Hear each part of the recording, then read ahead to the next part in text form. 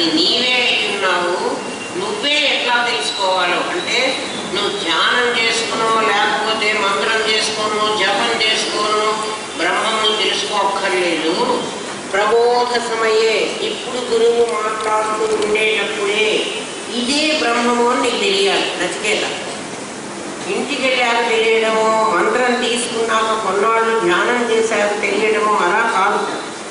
ఇప్పుడు నేను మాట్లాడుతున్నప్పుడు వీడు అని నేను చెప్పగానే నువ్వు వాడిని గుర్తించగలగాలి. అది ప్రబోధ సమయం. అట్లా నీకు చెప్తున్నాను అన్నాడు. ప్రబోధ సమయంలోనే నీకు తెలియాలి. అయితే మాకు తెలియలేదు కదండి అంటే ప్రబోధ సమయంలోనే మీకు కూడా తెలిసింది.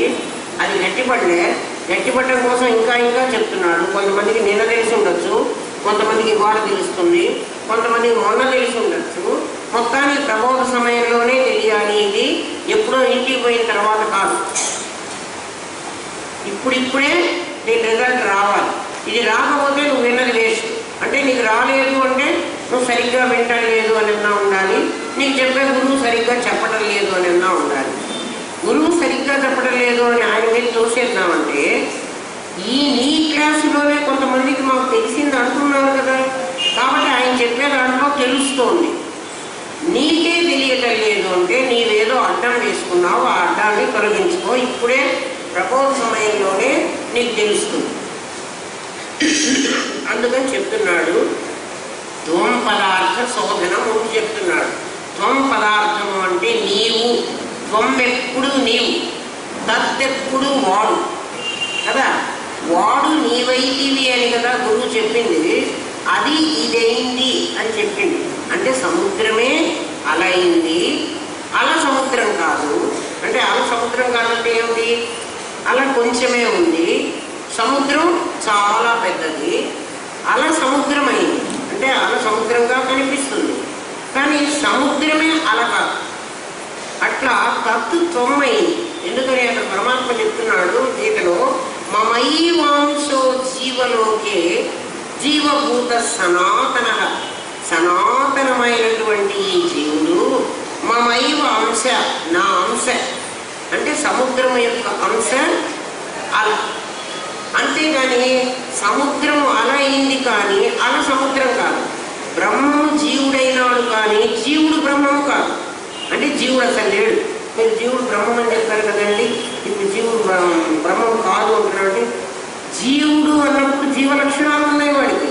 లక్షణాలు తీసేస్తే వాడు బ్రహ్మము, కానీ లక్షణాలు ఉంటే వాడు బ్రహ్మము కాదు. అయితే బ్రహ్మమే జీవుడు.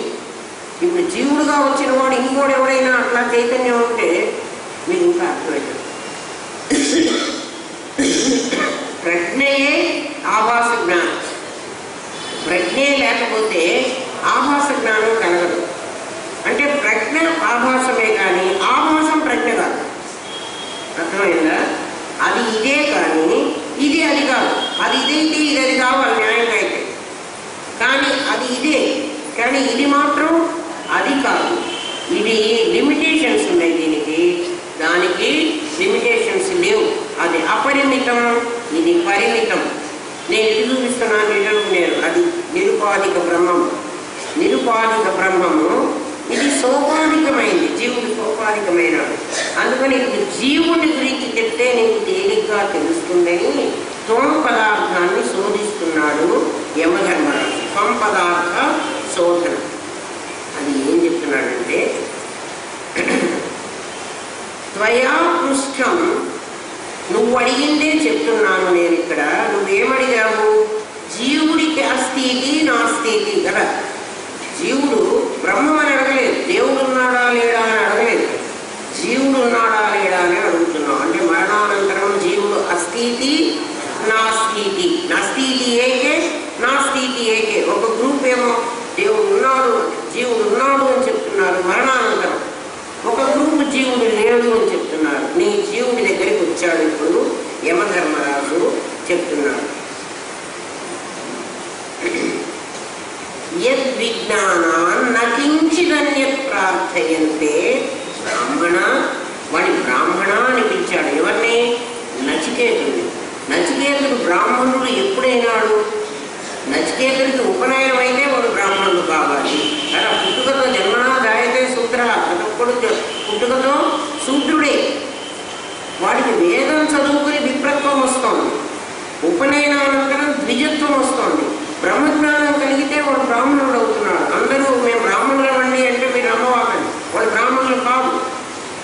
ఎందుకంటే వాళ్ళంతా బ్రాహ్మణులే కదా, వాళ్ళు శర్మ శాస్త్రి అని పేరు పెట్టుకున్నారు. పుట్టుకతో ప్రతి ఒక్కడు శూద్రుడే. వేదం చదువుకుంటేనే విప్రత్వం వస్తుంది. వేదం చదవకపోతే నేను బీటెక్ చదివానండి, ఎంటెక్ చదివానండి, బ్రాహ్మణుడు కాదు. ఉపనయనం అయితేనే ద్విజత్వం వస్తుంది. ద్విజుడు అంటే బ్రాహ్మణుడే. బ్రహ్మజ్ఞానం కలిగితేనే బ్రాహ్మణుడు అన్నారు. మరి నచికేతుడిని బ్రాహ్మణ అని పిలుస్తున్నాడు యమధర్మరాజు. అంటే ఏమిటి? నచికేతుడికి బ్రహ్మజ్ఞానం కలిగింది. ఎప్పుడు కలిగింది? జాగ్రత్త అవస్థలో, స్వప్నావస్థలో ఏ కాంతిలో అయితే నీవు నీ వాసనలను, నీ స్వప్న దృశ్యాలను చూస్తున్నావో ఆ కాంతి నీదే, నీ చిచ్చక్తిదే అని చెప్పినప్పుడు ఆ కాంతి వాడికి అనుభవమైంది. మీకు కూడా అప్పుడే అనుభవమైంది. ఇంతకు ముందు కంటే మీకు ఇప్పుడు తెలిసింది, ఆ రోజే తెలిసింది. అది ప్రబోధ సమయంలో తెలియడం అంటే. అంటే ఈ లైట్లు లేకుండా ఏ కాంతిలో నేను నా కళలో నేను పరమాత్మని దర్శించగలిగాను, వీళ్ళందరూ కాకుండా నేను ఏనుగును, చిన్న సూది బెజ్జాన్ని ఏ కాంతిలో చూడగలిగాను, ఆ కాంతి నాది అంటే నీకు బ్రహ్మజ్ఞానం కలిగింది. నువ్వు బ్రాహ్మణుడు, అందుకని నీవు బ్రాహ్మణుడివి సంబోధిస్తున్నాడు. బ్రాహ్మణ అని పిలిచి ఆయన ఏమంటున్నాడు? నీ జీవుడు సంసారం వైపు పరుగు పెడుతున్నాడు. పరుగు పెడుతున్నంత కాలము ఇంద్రియాలకు లొంగిపోయి ఇంద్రియ సుఖాలను కోరి వాడు పరుగు పెట్టినంతసేపు వాడి పేరు జీవుడు. వాడు ఎప్పుడైతే ఈ జీవుడు పూర్వము లేడు, తర్వాత ఉండడు, ఇప్పుడు మాత్రమే ఉన్నాడు. సిద్ధాంతం ఏమిటి? సిద్ధాంతం అంటే రూల్. 2 2 4 సిద్ధాంతం. 2 2 4 ఎట్లాగో నీకు చూపించేది, దాన్ని ఆ సిద్ధాంతాన్ని ప్రూవ్ చేస్తాడు గురువు. 2 2 4 అంటే ఇక్కడ 2 అరటిపళ్ళు పెట్టి, ఇక్కడ 2 అరటిపళ్ళు పెట్టి, ఇప్పుడు 1 2 3 4 అని లెక్క పెట్టి, ఇదిగో 4 అయినాయిరా అని ఈ 2లో ఈ 2 తీసేస్తే 2 ఉంటాయి. అట్లా నీకు చూపించి నేర్పిస్తే అది సిద్ధాంతాన్ని నిరూపించడం అంటారు. సిద్ధాంతం ఏమిటి అంటే పూర్వం లేనిది, తర్వాత లేనిది, మధ్యకాలంలో ఉన్నప్పటికీ అది సత్యం కాదు. ఏ జీవుడైతే పూర్వం లేడు, మా తల్లి గర్భంలో నేను పడకముందు లేడు, మా తల్లి గర్భంలో నేను పడ్డ తర్వాత నాకు 9 ఇంద్రియాలు ఉన్నాయి అని చెప్పారు, కానీ అన్నీ పనిచేయలేదు. నాకు మొట్టమొదట నాకు పనిచేసింది నా కళ్ళు, ఆ తర్వాత నాకు పనిచేసింది నా నాలుక రుచి. నాకు నాలుక రుచి తెలుస్తోంది. ఆ తర్వాత ఒక్కొక్క ఇంద్రియం పనిచేస్తోంది. నాకు సంతానాన్ని అనే శక్తి 16 18 ఏళ్ళు వచ్చిన తర్వాత వచ్చింది. ఒక శక్తి వచ్చింది నాలో, ఆ శక్తి నాకు ముందే ఉంది. అట్లా ఒక 20 ఏళ్ళు 25 ఏళ్ళు వచ్చిన తర్వాత అబ్బాయిలో కూడా పునరుత్పత్తి శక్తి వాడికి ఒకటి వచ్చింది, ముందు లేదు. అంటే ఇవన్నీ తర్వాత వచ్చినాయి. నేను అనుకోమంటున్నాడు, ఇప్పుడు జీవుడుగా ఉన్నావు కదా, నీ జీవుడికి ఈ శక్తులు ముందే ఉన్నాయా? ముందు లేవు, ఇప్పుడు వచ్చినాయి. అంటే అంతకుముందు లేవని అర్థమే కదా, అంతకుముందు లేవు. ఎవడైతే ఈ కోరికలన్నీ, ఈ ఇంద్రియాలన్నీ తీర్చుకునేటువంటి వాడు కూడా ఇంతకుముందు లేడు. అంటే వాడు అసలు పుట్టలేదు. ఇవన్నీ పోయిన తర్వాత వాడు ఉండడు. ఎవడైతే భూతంలో లేడో, ఎవడైతే భవిష్యత్తులో ఉండడో వాడు ఉన్నా కూడా వాడు లేనట్టేను. కాబట్టి నేను జీవుణ్ణి కాదు అని ముందు నిర్ణయించు. జీవుణ్ణి కాదు అని నీకు తెలిసిన మరుక్షణం దుఃఖ నివృత్తి అయిపోతుంది. నీకు దుఃఖం కలగదు. దుఃఖం ఎందుకు కలుగుతోంది? నీ ఇంద్రియాలు విషయాల వెంట పరిగెడుతున్నాయి. మళ్ళీ వెనక్కెళ్ళండి.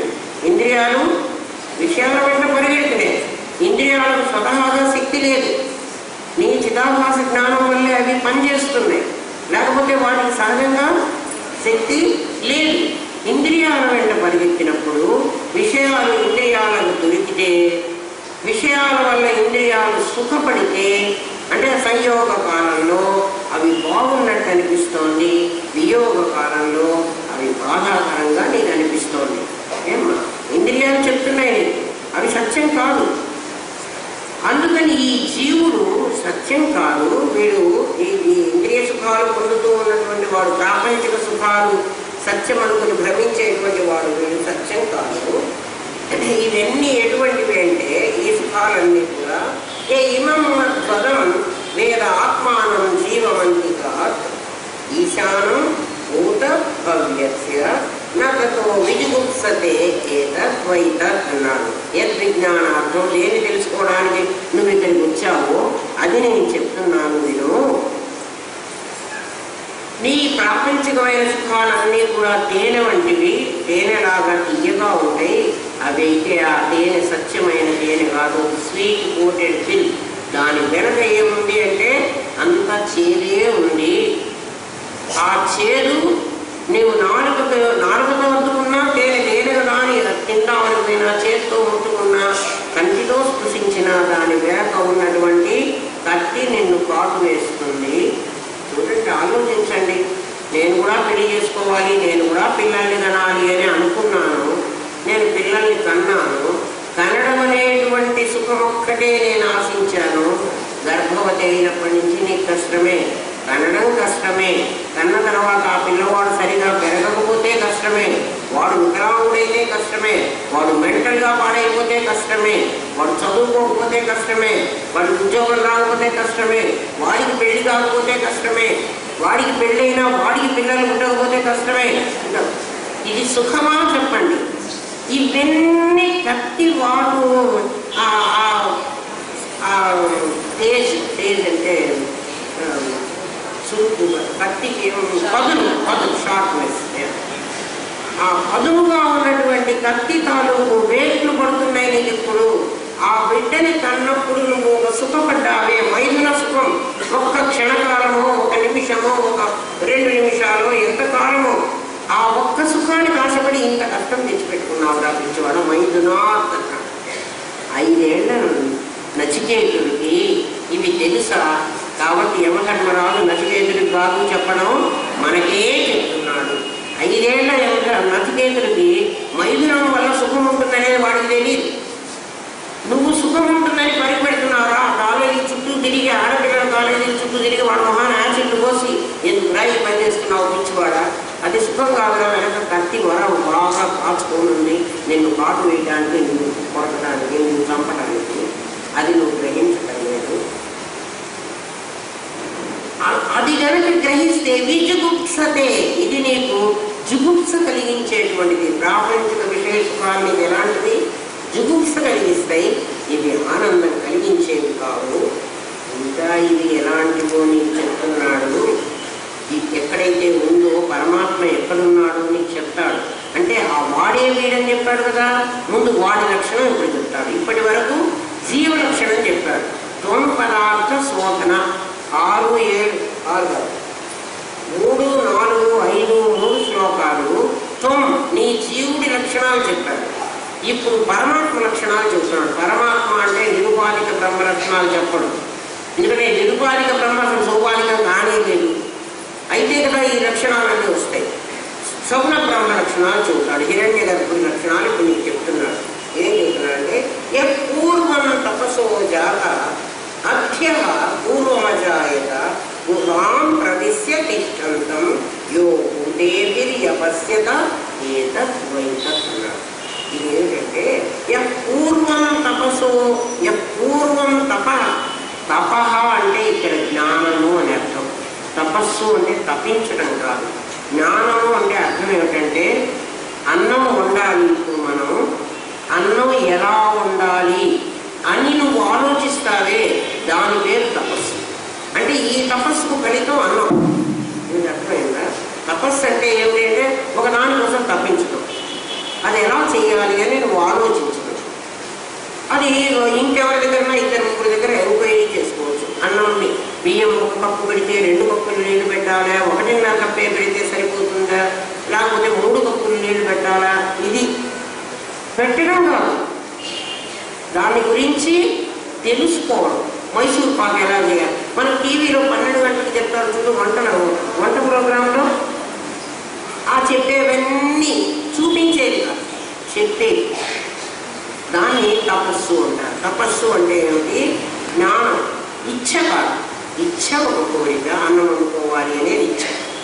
ఎలా వండుకోవాలి అని జ్ఞానం. అన్నం వండుకోవడం క్రియ, ఇది గుర్తుపెట్టుకోండి. ఇదైతే మీకు తేలిగ్గా గుర్తుంటుందని చెప్తున్నాను. ఇచ్ఛ జ్ఞాన క్రియ.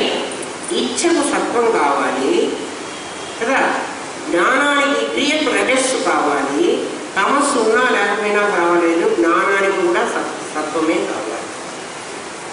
తమస్సు దేనికి కావాలంటే క్రియారూపం ధరించాలంటే పదార్థం గట్టిపడాలి, అందుకు తమస్సు కావాలి, లేకపోతే తమస్సు అసలు అక్కర్లేదు.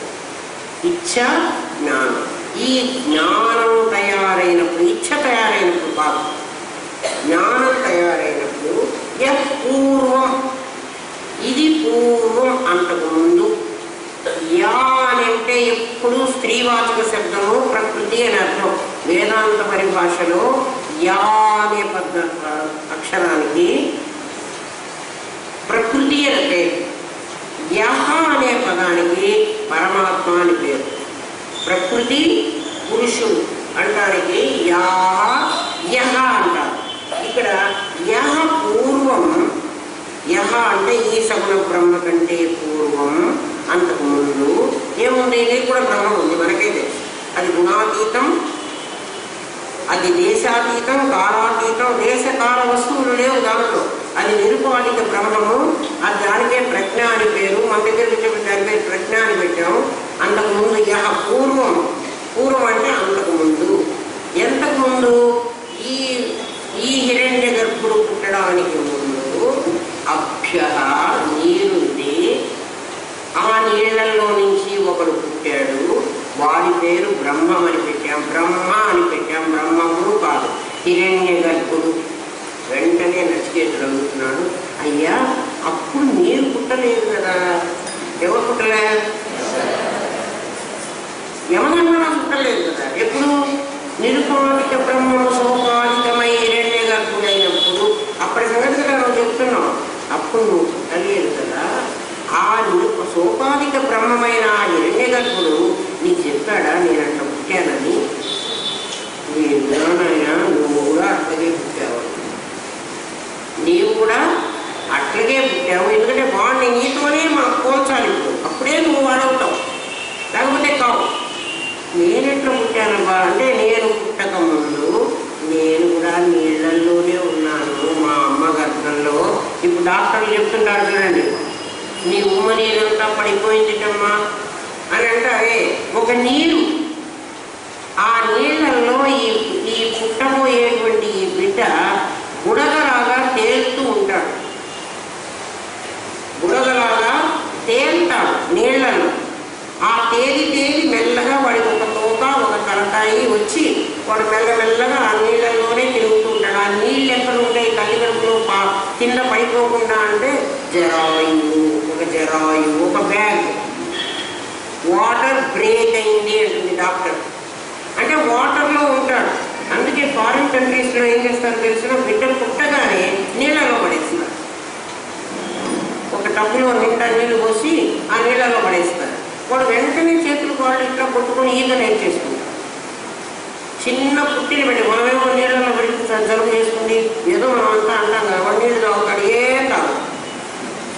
వాడు పుట్టగానే పడేస్తే వాళ్ళు ఈత నేర్పిస్తారు అంత చిన్నప్పటి నుంచే. వాడు కడుపులో ఈత కొట్టుకుంటూనే ఉంటాడు. ఆ తల్లి గర్భంలో ఆ బ్యాగ్లో అభ్య అంటే నీరు. పూర్వమశాయత, వీడు ప్రాణం రాకముందే వీడు నీళ్ళల్లోనే పడ్డాడు. ఎవడు? ఈ జీవుడు. వాడు కూడా నీళ్ళల్లో, వీడు పడ్డాడు కాబట్టి, వీడు వాడే కాబట్టి వాడు కూడా నీళ్ళల్లో పడ్డాడంటే నేను నమ్ముతున్నాను. ఇప్పుడు నువ్వు నమ్ముతావా నచికేత? ప్రబోధ సమయంలోనే ఇది కనిపించాలి. ఏం లేదు, మా అమ్మకట్లో నేనే నీళ్ళలో లేదు, నేను కడుపులోనే ఉన్నా. నువ్వు ఉండడానికి లేదు. నువ్వైనా నేనైనా వాడైనా అందరూ అందులోనే ఉండాలి. మన బ్యాగు మనతోనే, బ్యాగ్ ఓపెన్ చేసుకుని మనం కష్టపడి బయటకు వస్తే ఆ తర్వాత బ్యాగ్ మెల్లగా వస్తుంది. దాన్ని మావి అంటారు. ఆ మావిని వాడు తీసుకెళ్ళి అమెరికన్ కార్డు కట్ చేయగానే అని పాటిస్తారు వాళ్ళు. మీరు కావాలంటే దాన్ని చూడొచ్చు. తల్లి గర్భంలో ఈ చిన్న బ్యాగ్ కూడా ఎలా ఉంటుంది అంటే పల్చటి పొర. ఆ పల్చ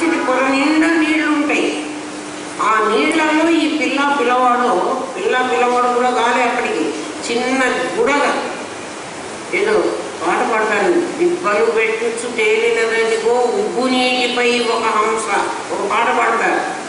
ఆ ఉప్పు నీళ్ళు అవే, అందులో ఒక హంస తేలుతున్నది, జీవుడు తేలుతున్నాడు అని.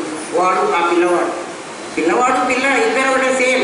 అమ్మాయి చాలా గ్రేట్, అమ్మాయి చాలా తక్కువ, అబ్బాయి చాలా గ్రేట్ అంటే అందరు అట్లా పుట్టినవాడిని.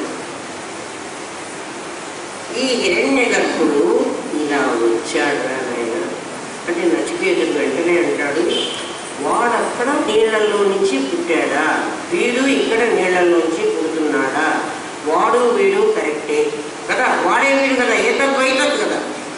కాబట్టి పుట్టుకలో వాడు అలాగే పుట్టాడు, వీడలా పుట్టాడు కాబట్టి వాడు అలా పుట్టాడని మనం ఊహించుకోవాలి. అది ఈక్వేషన్. లేకపోతే వాడు వీడు ఒకటి ఎట్లా అవుతాడు అంటే నువ్వు కూడా అట్లాగే పుట్టావుగా. అభ్య పూర్వమజాయత, నువ్వు పుట్టాలని సంకల్పం చేశావు. ఎక్కడ సంకల్పం చేసావు? ఆ తల్లి శరీరంలో వదిలేయటం. తల్లి శరీరం కాదు, అక్కడ ఆ కిందటి జన్మ. ఈ శరీరం వదిలేటప్పుడు నేను సంకల్పం చేశా ఇక్కడ ఇట్లాగా మనిషిగా పుట్టాలి అని. పుట్టిన తర్వాత నేను సంకల్పం చేయగానే పుట్టిన ఇచ్ఛాశక్తి అక్కడ అయిపోయింది. జ్ఞానశక్తి నన్ను పనిచేయించింది. ఎక్కడి నుంచి నన్ను జీలోకంలో పంపించింది. అక్కడి నుంచి పర్జన్యం మేఘంతో పాటు కిందికి వచ్చాను. ఆ తర్వాత పృథ్వీ 3 చోట్ల దిగాను. ఆ తర్వాత మా నాన్న గర్భంలో ప్రవేశించాను. ఆ తర్వాత మా అమ్మ గర్భంలో వచ్చాను. ఈ మధ్యకాలంలో నాకు నీళ్ళు లేవు. గమనించారా? ఇప్పుడు నేను నీళ్ళల్లో పడ్డాను అంటే అర్థం ఏమిటి చెప్తున్నాడు. యః పూర్వం తపసః అజాతః, ఇంకా పుట్టక ముందు నీ ఇచ్చ జ్ఞానంగా పనిచేసి తర్వాత అభ్య నీళ్ళల్లో వచ్చావు. ఆ నీళ్ళల్లో నుంచి నువ్వు మెల్లగా బయటకు వచ్చావు. 9 నెలల కాలం పట్టింది. నేను తపస్సు, అది నా తపస్సు. ఆ తపస్సు చేయడానికి నాకు 9 నెలల కాలం పట్టింది. అంటే నా ఇచ్చను నేను ఒక కార్యరూపం ధరించుకున్నా. ఇప్పుడు నేను క్రియారూపం ధరించి నేను బయటకు వస్తున్నాను. నేను బయటికి రావాలి. అప్పుడు ఏమైపోయింది అంటే గుహాం ప్రవిశ్య తిష్టంతం అన్నాడు. తత్సృష్ట్వా తదేవ అనుప్రావిశత్, అది చెప్తుంది వేదం. తత్సృష్ట్వా, దాన్ని సృష్టించుకుని. నేను ఒక ఇంట్లోకి వెళ్ళాలనుకున్నాను కదా, సడన్గా నాకు ఆ ఇంట్లోకి వెళ్ళడానికి గృహప్రవేశం చేయొచ్చు. మరి ఏం చేయాలి? నేను ముందేం చేయాలి? ఇల్లు కట్టుకోవాలి. ఇల్లు కట్టుకున్న తర్వాతే ఆ ఇంట్లో నేను ప్రవేశించాలి. నేను ప్రవేశించాను అంటే మీరు అందరికీ అర్థమవుతున్నది కదా. నేను ప్రవేశించాను అంటే నేను అది కట్టుకుంటున్నాను అని అర్థం. కట్టుకున్న తర్వాత నేను ప్రవేశిస్తాను. అట్లా ఈ గృహాన్ని నేను కట్టుకున్నాను. ఎక్కడ? నీళ్ళల్లో కట్టుకున్నట్ట. ఈ సింబాలిక్గా మనకు తెలియడం కోసమే పాలసముద్రం అనే నీళ్లు పెట్టి ఆ నీళ్లలో మధ్యలో విష్ణుమూర్తిని పెట్టి ఆ లక్ష్మీదేవిని పెట్టి అక్కడ ఆ పాము పెట్టి ఆ పామే కుండలిని, ఆ విష్ణుమూర్తే పురుషుడు సద్రూపం, ఆ చైతన్య శక్తి ఆ చిత్రూపిణే ఆ లక్ష్మీదేవి. ఈ ముగ్గురు కలిసి ఆ పాలసముద్రంలో ఉన్నారు. నువ్వు కూడా అక్కడే ఉన్నావు. అది ఆ నీళ్లలో ఉన్నది. తత్సృష్ట్వా, దాన్ని సృష్టించిన తర్వాత తదేవ అనుప్రావిశత్, అందులో ప్రవేశించాడు. ఎవరు? ఇప్పుడు ప్రవేశించిన వాడు ప్రవేశించబడిన ఇంటి కంటే వేరుగా ఉంటాడా? వాడే అయి ఉంటాడు. వేరుగా ఉండాలి ఖచ్చితంగా. ఎందుకంటే నా ఇల్లు వేరు, ఆ ఇంట్లో చేరుతున్న నేను వేరు. నేను ఇష్టమైతే ఈ ఇంట్లో ఉంటాను, ఈ ఇల్లు నాకు నచ్చలేదు, నేను ఇల్లు పని చేసి నా ఇష్టం వచ్చిన ఇంట్లో పోతాను. నీ జీవుడు అనేవాడు, నువ్వు జీవుడు అంటున్నావే, వాడు ఇల్లు కట్టుకున్నాడు, ఈ ఇంట్లో వాడు ప్రవేశించాడు. రేపు వాడికి నచ్చలేదు, ఆ ఇల్లు వదిలిపెడుతున్నాడు, ఇంకో ఇంటికి పోతున్నాడు. ఇంకో ఇంటికి కూడా ఈ ఇంట్లో ఉండగానే వాడు ఇచ్చ వేసుకుంటున్నాడు. మళ్ళీ జ్ఞానం యథాప్రకారం చేసుకుంటాడు, మళ్ళీ క్రియాశక్తి చేసుకుంటాడు, మళ్ళీ ఓ పంప కట్టుకుంటాడు, ఆ పంపలు చేస్తాడు. దాన్ని మీరు జన్మలు అంటున్నారు, నేనేం జన్మలు అంటే వాడు ఇల్లు మారుతున్నాడు. ఎందుకంటే పర్మనెంట్. మనం ఎంతవరకు అద్దె ఇళ్లలో ఉంటాం చెప్పండి? సొంత ఇల్లు వచ్చేదాకా ఉంటాం. సొంత ఇల్లు నాదే, తద్ధామ పరమం మమ. నా ఇంటికి వచ్చిన వాడు మళ్ళీ వెనక్కి వెళ్ళాడంటే మళ్ళీ అద్దె గుంపలు వెతుక్కోడు. ఇప్పుడు మనం అందరం అద్దె గుంపల్లో ఉన్నాం. సొంత ఇల్లు మనకు తెలియదు. ఇప్పుడు తెలిసింది మొదట చెప్పాడు కదా. కాబట్టి సొంత ఇంటికి వెళ్ళడం, ఈ ఇల్లు వదిలేసేయండి, ఈ ఇల్లు అనవసరం వదిలేసేయాలంటే ఇప్పుడు వదలమని కాదు, దీని మీద భ్రాంతి వస్తాం. అద్దె గుంప మీద మనకి ఎందుకు భ్రాంతి? తత్సృష్ట్వా తదేవ అనుప్రావిశత్. దీన్ని సృష్టించి దీంట్లో వాడు చేరి ఉన్నాడయ్యా. ఆయన ఏమైనాడు చెప్తున్నాడు. అక్కడ ఎట్లా ఉన్నాడంటే అక్కడ చెప్తున్నాడు, ఆపాతాళ నభస్థలాంత పూర్ణ బ్రహ్మాండమావిస్ఫురత్. పాతాళం నుంచి నభం వరకు, నభం అంటే ఆకాశం, ఆకాశం వరకు బ్రహ్మాండం ఉంది. ఒక బ్రహ్మాండం, ఇక్కడ ఒక పిండాండం. ఆ బ్రహ్మాండం ఎట్లా ఉందో ఈ పిండాండం కూడా అట్లాగే ఉన్నది. దాంట్లో ఆపాతాళనవస్థలాంత విలస బ్రహ్మాండ భావిస్ఫుర జ్యోతి స్ఫాటిక లింగ మౌలి విలస పూర్ణేందువాంతామృతి అష్టోగాప్లుతమేకమీక మనిషం రుద్రానువాక అని చెప్పే రుద్రంలో నేను చెప్పారు. ఎట్లా ఉంటాడు ఆ విరాట్ పురుషుడు అంటే అట్లా ఉంటాట. పాతాళం మొదలు నభం వరకు ఒక పెద్ద గుండులాగా లింగాకారంగా అందులో ఉంటాట. వాడు బ్రహ్మాండ వ్యాప్త దేహ. బ్రహ్మాండ వ్యాప్త దేహం వాడిది అంటే బ్రహ్మాండమంతా వ్యాపించినటువంటి శరీరము. వసిత హిమరుచ. ఇక్కడ ఇంకొక అర్థం చేసుకోవాలి మీరు. బ్రహ్మాండ వ్యాప్త దేహ అంటే ఆ గోళమంతా వాడు వ్యాపించి ఉన్నాడు. ఈ గోళమంతా వీడు వ్యాపించి ఉన్నాడు. ఏ గోళం? తల్లి గర్భంలో ఉన్నటువంటి ఒక గోళం. ఈ గోళానికి కనుక ఒక హోల్ పొడిచారనుకోండి వాడు వస్తాడు. తల్లి గర్భంలో ఉన్న ఈ గోళానికి, గోళం అంటే మనం ఏం చెప్పుకున్నాం, సంచి, జరాయి, దాని పేరు ఏమన్నాడు, మావి, జరాయుజమని, జరాయువు అంటారు దాన్ని సంస్కృతంలో. తెలుగులో మనం మావి అనుకుంటాం. మాయ అంటారు తెలియని వాళ్ళు, మాయ, మాయ పడలేదు ఇంకా. జరాయుజము, జరాయుజులు అని మనకు పేరు. జరాయుజులు అంటే ఆ సంచిలో నుంచి పుట్టిన వాళ్ళు. మనమందరం సంచుల్లో నుంచి పుట్టాం. మళ్ళీ మూట కట్టి పెట్టాడు కదా, దాంట్లో మూట కట్టి మళ్ళీ ఆ మూట లోపల పెట్టింది వాడే.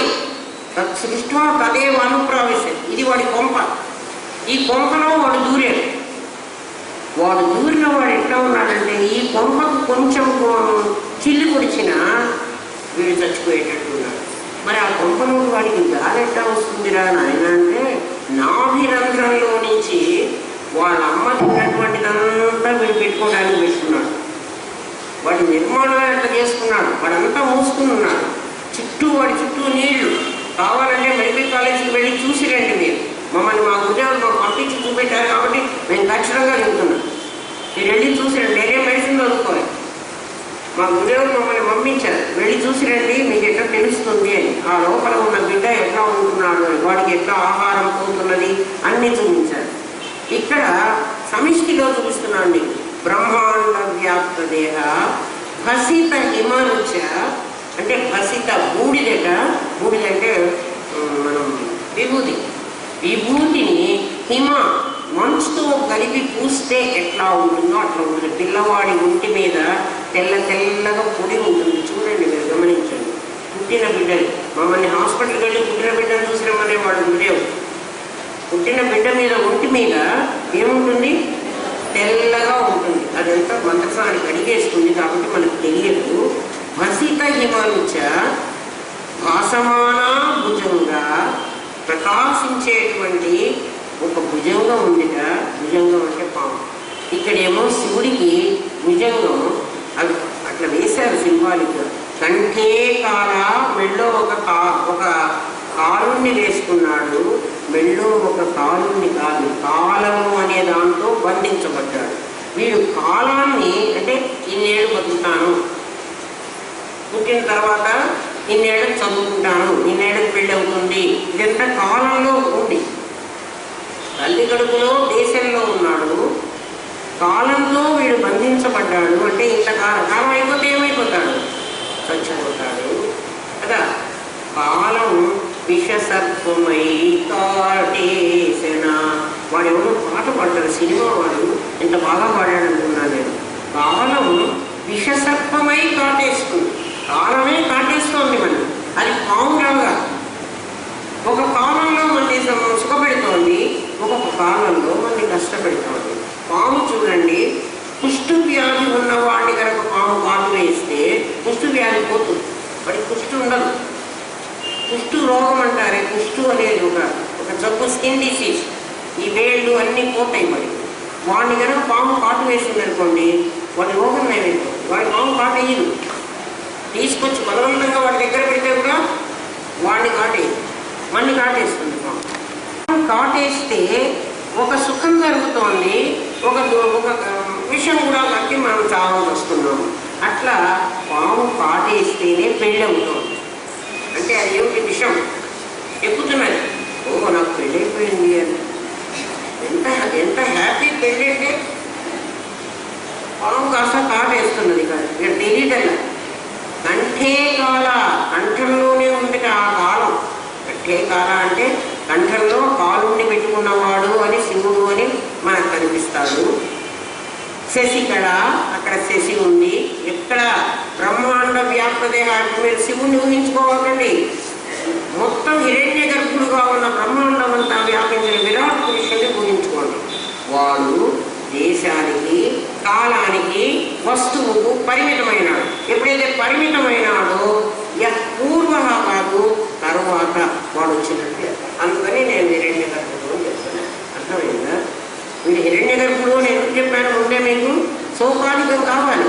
సౌకాలికం కావాలంటే వీడి దేశానికి, కాలానికి లోబడి ఉండాలి. ఇప్పుడు గర్భస్థ శిశువు దేశానికి, కాలానికి లోబడి ఉన్నాడు. అందుకే డాక్టర్ చెప్తుంది, మీరు వెళ్ళి నేను కన్సీవ్ అయినాను, నేను ప్రెగ్నెంట్ని అంటే, అమ్మ ఎప్పుడు నీకు లాస్ట్ డేట్ ఎప్పుడు అని, ఇదిగో నీ డెలివరీ డేట్ అని ఇచ్చేస్తుంది. నీకు డెలివరీ డేట్ ఎప్పిస్తోంది ఆమె. కాలానికి లోబడి ఉన్నాడు నీ కడుపులో బిడ్డ. ఆ కాలం దాటితే ఏంటి అమ్మగారు అన్నీ ఇట్లా చెప్తున్నారంటే యమధర్మరాజు ఇదే చెప్పాడు, గర్భస్థ శిశువునే చెప్తున్నాడు. ఇంకా కాసేపటికి గర్భస్థ శిశువులు లాక్కొస్తాడేవాడు. అందుకని నేను ముందే చెప్తున్నాను కదా. మిమ్మల్ని గైనిక్ క్లాసులకు పంపించడం లేదు, మీకు అర్థం ఆలోచించి చెప్తున్నాను. గర్భస్థ శిశువు ఎలా ఉంటున్నాడో విరాట్ పురుషుడు అలాగే ఉంటున్నాడు. అందుకే నచికేత ఏతద్వైతత్. నేను అందుకు చెప్తున్నాను, వీడు వాడు ఒకటేరా. వీడు ఇట్లా పుట్టాడు కాబట్టి వీడిని ఆలోచించుకొని, వీడు చిన్నవాడు, వీడు మైక్రో, అది మ్యాక్రో. ఇది చిన్నది, అది పెద్దది. అది బ్రహ్మాండం, ఇది పిండాండం. ఆ బ్రహ్మాండంలో నుంచే ఈ పిండాండం వచ్చింది. అది ఇదేది కాదు. అది ఇది అది కాదు. ఎందుకంటే ఇది అది అయితే మిగిలిన ఇన్ని ఇదులు ఉన్నాయి, నానాత్వం ఉంది. దానికి నానాత్వం లేదు.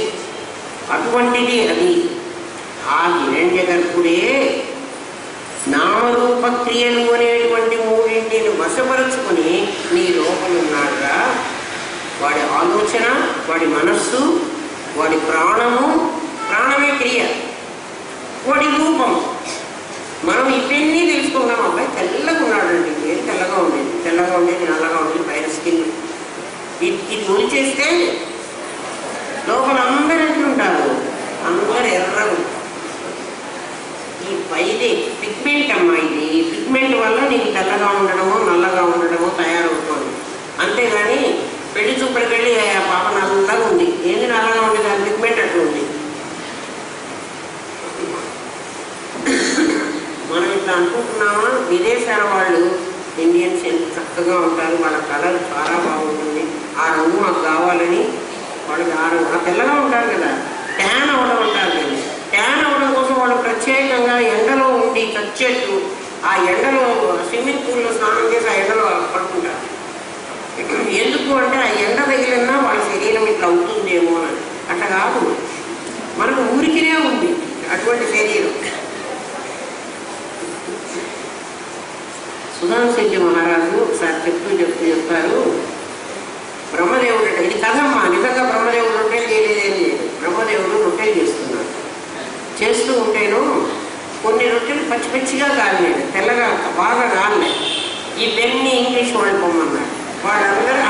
కారు, కొన్ని రెట్టలు మాడిపోయినాయి. వీళ్ళంతా ఆఫ్రికన్స్ అన్నారు. మీడియంగా కాలేట వీళ్ళంతా ఇండియన్స్ అంటే మనం పనికొచ్చేవాళ్ళము అని. మన అందం మనకు తెలియదు, మన కల్చర్ మనకు తెలియదు. మరి ఏం కారణమో మన హిందూ మతం ఎందుకు ఇట్లా పాడైపోతుందో చెప్పేవాళ్ళు లేకుండా నాకైతే అర్థం కావట్లేదు. అంటే మీరన్నా చెప్పండి, మా గురుదేవులు నలుగురికి చెప్పమ్మా నీకు తెలిసిందే అన్నారు. నేను గురువు రుణం తీర్చుకున్నాను. అంటే తీరలే ఆయన రుణం ఎన్నాళ్ళు ఉన్నా కానీ మీరు కూడా నలుగురికి చెప్పి రుణం తీర్చుకోండి.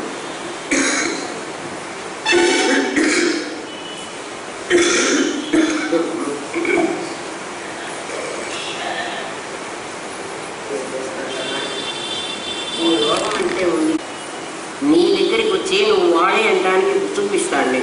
నాకేం తెలియదు నువ్వు అంటున్నావు కదా, నీ జీవుడే బ్రహ్మము అని నిరూపిస్తున్నాడు. అంటే బ్రహ్మ లక్షణాలు చెప్పాడు, నీ జీవ లక్షణాలు చెప్పాడు, వాడే వీడని నిరూపిస్తున్నాడు. ఆ శక్తి ఒకసారి ఒక ఉపనిషత్తులో చెబుతాడు. ఉపనిషత్తు పేరు నాకు గుర్తులేదు, ఉపనిషత్తే అనుకుంటాను నేను. దాంట్లో ఇంద్రుడు వీళ్ళంతా జయించి రాక్షసులను జయించిన తర్వాత వీళ్ళందరూ ఒక ఫంక్షన్ చేసుకుంటున్నారు. ఇంద్రుడు, వాయువు, వరుణుడు, అగ్ని వీళ్ళంతా ఒక ఫంక్షన్ చేసుకుంటున్నారు. వాళ్ళు ఒక్కొక్కళ్ళు ఆ దేవాసుల యుద్ధంలో, రాక్షసులకి దేవతలకి జరిగిన యుద్ధంలో నేను ఇట్లా యుద్ధం చేశాను అంటే గెలిచిన వాళ్ళు మామూలుగా వాళ్ళ గొప్పలు చెప్పుకుంటారు కదా, అట్లా చెప్పుకుంటున్నారు. చెప్పుకుంటూ ఉంటే అక్కడ దూరంగా ఒక దివ్య తేజస్సు కనిపించింది. ఈరోజు అంత ప్రకాశంగా ప్రకాశిస్తోంది, ఒకసారి వెళ్ళి చూసిరా అని చెప్పాక ఇంద్రుడు సింహాసనం మీద కూర్చొని ఉన్నాడు కదా, ఈ దగ్గర వాళ్ళు ఎవరినో లేదు పంపించారు. వాడు పోయినాడు. ముందు వాయుదేవుడు వెళ్ళాడు. వెళ్ళి ఎవరమ్మా నువ్వు అని అడిగాడు. అక్కడ ఓ శక్తి అక్కడ ఉండే, శక్తి బాగా విపరీతమైనటువంటి కాంతి పుంజం అక్కడ ఉండే. అది మనిషిలాగా లేదు, కాంతే ఉంది, చిచ్చకి లేదు. అడిగాడు.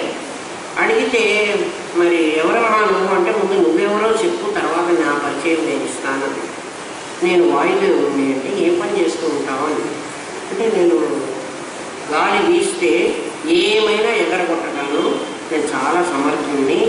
అంటే కొండలు కూడా ఎగరగొడతాను, నాకేం లెక్కలేదు అన్నట్ట. అంటే వాయుదేవుడు ఇప్పుడు ఎట్లా ఉన్నాడు, అహంకారంతో ఉన్నాడు. తన శక్తి చాలా గొప్పది ఉండేటప్పటికి. అయితే చిన్న గడ్డి కొరకు ఇట్లా పీకింది ఆ నేల మీద ఉన్న కొరకు, గడ్డి పోచ ఇది కాస్త ఎగరగొట్టు అని. ఎంత వాయువు ఇచ్చినా గడ్డి కోసం ఎగరలేదు. అమ్మో నాకు ఎగరలేదు, ఇంకా నాకు గర్వభంగం అయిపోతుంది, మెల్లగా ఇక్కడి నుంచి జారుకుంటే మంచిదే, గచ్చిగా వచ్చి ఇక్కడ కూర్చుంటే ఇంట్లో అడుగుతాడేమో, ఏమైంది అని అడుగుతాడేమో అని అక్కడెక్కడో పోయి ఆ మూల కూర్చుంది. ఏమైనా వాయు వెళ్ళాడు, చాలాసేపు అయింది, వాడు ఇంకా ఏమైనాడు, వాడు అక్కడే ఉన్నాడు. వాడు రాలేదు అంటే అగ్నిదేవుడు ఏం పోతానయ్యా, నేను పోయి కనుక్కొస్తాను, వాడు ఏమైనాడు నేను చూసొస్తాను. వీడిపోయింది. వీడు కూడా అట్లాగే అడిగేటప్పటికి వాడు ఆవిడ ఆయన ఇంతకుముందు ఎవడో ఒకడు వచ్చాడు, వాడేమో చాలా పవర్ఫుల్ మ్యాన్ అని చెప్పాడు, దీన్ని అంతా ఎగరగొడతానని నేను అక్కడ గడ్డి పరక పెట్టాను, వాడేమో ఎగరగొట్టలేకపోయాడు, వెళ్ళిపోయినట్టున్నాడు. మరి నువ్వేదో ఏం శక్తి కావడం, నేను అగ్నిదేవుని ఏదైనా దహనం చేయగలను, కాల్ చేస్తాను. ఈ చిన్న పొరకని కాల్ చేయి చాలు, నాకేం అక్కర్లేదు, గడ్డిపోతే ఇది కాల్చము అను. వాడు కూడా అది కాల్చలేకపోయినాడు. అమ్మో నేను కూడా కాల్చలేకపోయినాను, ఇదేదో దివ్యశక్తి ఉంది అని మెల్లగా వెళ్ళాడు. వెళ్ళి ఈసారి ఇంద్రుడి దగ్గరికి వెళ్ళి, అయ్యా అక్కడ ఉన్నది చాలా శక్తి, దాన్ని మనం కనుక్కోలేము, వాయుదేవుడు కూడా వెళ్ళి చేసి వచ్చాక వాడి ఎక్కడో దాక్కున్నాడు మనకు కనపడకుండా, నేను కూడా వెళ్ళొచ్చాను, నా శక్తి ఆ కొరకలు కాల్చలేకపోయింది.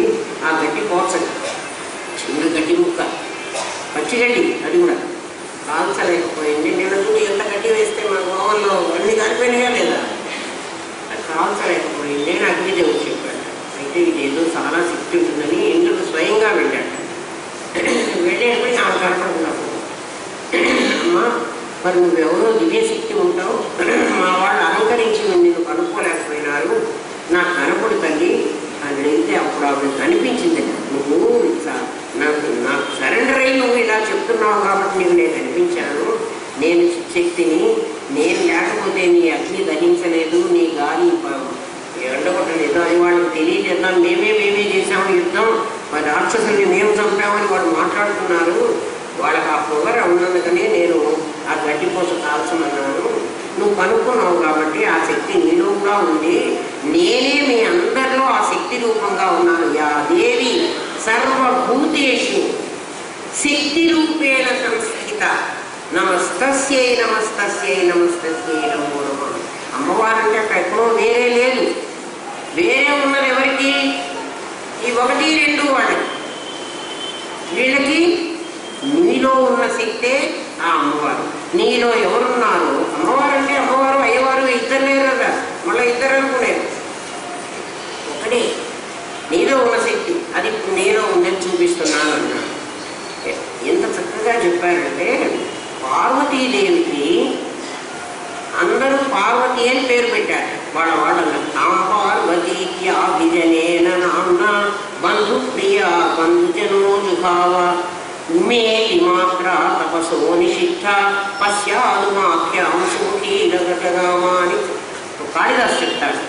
వాళ్ళందరూ చుట్టాలందరూ ఆమెకి హిమవంతుడికి ఒక కూతురు పుడితే ఆమెకు పార్వతి అని పేరు పెట్టారు. అందరూ బంధువులంతా పార్వతి పార్వతి అని పిలుస్తున్నారు. నిజంగా దీనికి అర్థం అంతరార్థం వేరే ఉంటుంది, సంకేతార్థం అట్లా ఉంటే మా ప్రతిదానికి మనకు తెలియదు. తెలుసుకోవడానికి నాకు కూడా అన్ని రావు. నాకు తెలిసినవేవో 2, 3 మీకు చెప్తున్నాను. కానీ ప్రతి విషయానికి సంకేతార్థం అని ఉంటుంది. ఈ అర్థం కాదు, మనకు కనపడుతున్నటువంటి అర్థం కాదు. దానికి వేరే అర్థాలు ఉంటాయి. అది ఫిలాసాఫికల్గా ఉంటుంది. అది మనం స్టడీ చేసి తెలుసుకోవాలి. పుస్తకాల్లో రాసి ఉండవు. ఈమె శివుడి కోసం తపస్సు చేస్తుంటే ఉమేతి మాత్ర, ఉమా అంటే ఇంకా చాలమ్మా అని అర్థం. ఉమా అంటే అర్థం ఏమిటి? చాలు, ఇప్పటి వరకు చేసింది ఇంకా చాలు, తపస్సు ఇంకా చెయ్యక్కర్లేదు, ఇంకా చాలు. ఎందుకంటే ఆవిడ గాలి కూడా మానేసి ఆకులు తిని ఆకులు కూడా మానేసి తపస్సు చేస్తుంది. శివుణ్ణి పెళ్లి చేసుకోవాలి హిమాలయ పర్వతాల మీద. అందుకని ఉమా అని పేరు పెట్టారు. పార్వతి ఆమె పేరైతే పార్వతి పేరు తీసి పారేసి తపస్సో నిషిద్ధ పశ్యా ఉమాఖ్యాంసముఖీజగామ అంటారు. ఉమా అనేటువంటి పేరునే సార్థకం చేసుకుంది. ఉమా, కాత్యాయని, గౌరీ ఆమె పేరు, అట్లాంటి పేర్లు పెట్టుకున్నారు ఆమె. కానీ ఇక్కడ ఉమా అంటే అర్థం ఏమిటంటే, ఉమా అంటే చాలు అని చెప్పాను కదా. చాలు అని ఎప్పుడంటే మనకు బాగా దాహమైంది అనుకోండి, అంటే ఆ ఉమా మీలో ఉంది అని చెప్తున్నా, ఇప్పుడు చూపిస్తున్నా. చాలా దాహమైంది అనుకోండి, ఎవరైనా ఒక పెద్ద చెంబు నిండా నీళ్ళు తెచ్చిచ్చారు, ఆ చెంబెడు తాగేస్తాం. ఎందుకంటే చాలా దాహమైంది మనకి. ఆ చెంబెడు తాగేసిన తర్వాత ఇంకో చెంబు ఇవ్వనా అంటారు. అప్పుడు మీరు ఏమంటారు? అంటే ఏమిటి? ఎక్కడ నీకు ఇంకక్కర్లేదు అని సాటిస్ఫై అవుతున్నావో ఆ ప్లేస్ ఆ శక్తి అది నీలో ఉంటే నేను దగ్గర తెచ్చి పెడుతున్నాను, నీలో ఉంది. మనం మామూలుగా భోజనానికి కూర్చొని అన్నం తింటాం అనుకో, ఆ తినేటప్పుడు మనకు చాలు అనిపించదు. అంటే తిన్న తర్వాత పొట్ట నిండిన తర్వాత చాలు అనిపిస్తుంది కదా, అది కాదు, అది చిత్తాభాస జ్ఞానం. నీకు బాగా ఆకలి అయిన తర్వాత ఎవరైనా తీసుకొచ్చి పెడితే 2 ముద్దలు తిని ఇది చాలు అంటే తర్వాత తినేదంతా మనం ఇష్టానికి తింటున్నాం. అప్పుడు తిన్నది మాత్రం చాలు, నా ప్రాణం నిలబడింది. ఏదైనా నీళ్లు తాగినా గాలి ఉండదు ఎక్కడ ఒక చోట. మనం గాలి పీల్చడానికి కూడా గాలి ఉండదు. ఆక్సిజన్ తక్కువైనటువంటి హిమాలయ పర్వతాలకు పోతే తెలుస్తుంది. అక్కడ గాలి ఒక్క చుక్క గాలి పీలిస్తే చాలు, వాడు ఆక్సిజన్ సిలిండర్ తెచ్చి పెట్టగానే ముక్కు అమ్మా బతికేంట అంటే అప్పటి వరకు చచ్చిపోయే పరిస్థితిలో ఉన్నావు, ఇంకా చాలు, ఇంకా నేను బతుకుతా అన్న నమ్మకం నీకు ఎప్పుడు వచ్చిందో, అట్లాగే నీకు చాలా నీ బాడీలో వాటర్ అంతా పోయింది, మోషన్స్ అయినాయో వాంతులు అయినాయో ఏవో జరిగి నీ నీళ్ళన్నీ పోయినాయి, నువ్వు పడిపోతున్నావు, ఆల్మోస్ట్ పడిపోతున్నావు. బాడీ అంతా బాగానే ఉంది, బ్లడ్ ఉంది, కిడ్నీ ఉంది, అన్ని అవయవాలు ఉన్నాయి. కానీ వాటర్ ఒక్కటే పోయింది నీ శరీరంలో. వెంటనే వాడు శరీరం పెడతాడు, లేకపోతే ఎలక్ట్రోల్ తాగిస్తాడు. తాగించగానే నీకు ఎట్లుంటుంది? ఇప్పుడు అంటున్నది నీ దగ్గర ఉంటే వాడు ఎక్కడ ఉన్నాడు? వాడు ఆ జీవుడే బ్రహ్మము. ఇప్పుడు ప్రబోధ సమయంలో తెలుస్తుందా తెలియటం లేదా? అది మీ దగ్గర ఉన్నాడా? ఎక్కడెక్కడో ఉన్నాడా? వాడే బ్రహ్మము. కదండి. ఇప్పుడు మీరు చిదాభాస జ్ఞానంతో జీవుడు వెంట పరిగెత్తుతున్నారు, జీవుడుగా పరిగెత్తుతున్నారు. ఆ జీవుడు లోపల ఉన్నటువంటి దేవుడిని గుర్తించమని యమధర్మరాజు హిరణ్య గర్భుడి లక్షణాలు చెప్పి, ఒరే నాయన, నీ ప్రాణం నిలబడిన అన్నం తింటే చాలు, ఒక్క ముద్ద తింటే చాలు, ఇప్పుడు నా ప్రాణం నిలబడుతుంది అని నిలబడుతుందే చాలు అన్నావే, అది ఉమ. ఆ ఉమ ఎవరు అంటే అక్కడ ఇంద్రుడికి అహంకారానికి, వాయు అహంకారానికి, అగ్ని అహంకారానికి ఆవిడ అణిచేసి ఇంద్రుడికి తన శక్తిని నిరూపించుకుని చెప్పిందే, ఆ శక్తి నేను ఇందులో ఉన్నాను అంటోంది. ఏతద్వైతత్ యమధర్మరాజు ఎట్లా చెప్పాడు చూడండి. ఇప్పుడు పరమాత్మ ఎక్కడున్నాడు అంటే వెతుక్కోవాలా? కైలాసంలో ఉన్నాడా, వాడు వైకుంఠంలో ఉన్నాడా? మామూలు మంచినీళ్ళు తాగి నేను తాగి చాలనుకున్నది కాదు, నా పొట్ట నిండి చాలనుకున్నది కాదు, గ్రహించండి జాగ్రత్త. లేకపోతే నేను కూల్ డ్రింక్ తాగి చాలా బాగుంది, అది కాదు, ఆ చాలు కాదు. మరి ఈ చాలును మీరు ఎట్లా అర్థం చేసుకుంటారో చెప్పండి. అది ఉమ. ఉమ అంటే చాలు అని అర్థం. చాలంటే వీడు చాలు అనే నాకు నువ్వు ఏమి ఇచ్చినా నువ్వు చాలు అనవు. అప్పుడు ఇంకా కాసి నీళ్ళు తాగుతావా అంటే ఇంకా కొంచెం అన్నం తింటావా అంటే చాలు. నీళ్ళ తినేదంతా కూడా మనకు బాగా ఆకలేండి, గబగబా 2 ముద్దలు తిన్నాం అనుకుంటారు చూడండి, ఆ అనుకున్న చాలు. అది అది ఆ శక్తి. ఆ శక్తి నీ లోపలే ఉంది, అదే చిత్శక్తి. అది ఎందుకు చాలు అంటే అప్పుడు ఆ క్షణానికి చాలు ఎందుకుంటుందంటే అప్పటి వరకు చిదాభాస జ్ఞానం పనిచేసి చిదాభాస జ్ఞానం ఇంకా ప్రజ్ఞలో నుంచి లాక్కుండే పరిస్థితి కోల్పోయి ఈ ఇల్లు పడిపోతుంది అని అన్నప్పుడు అది అప్పుడు ఎంటర్ అయింది.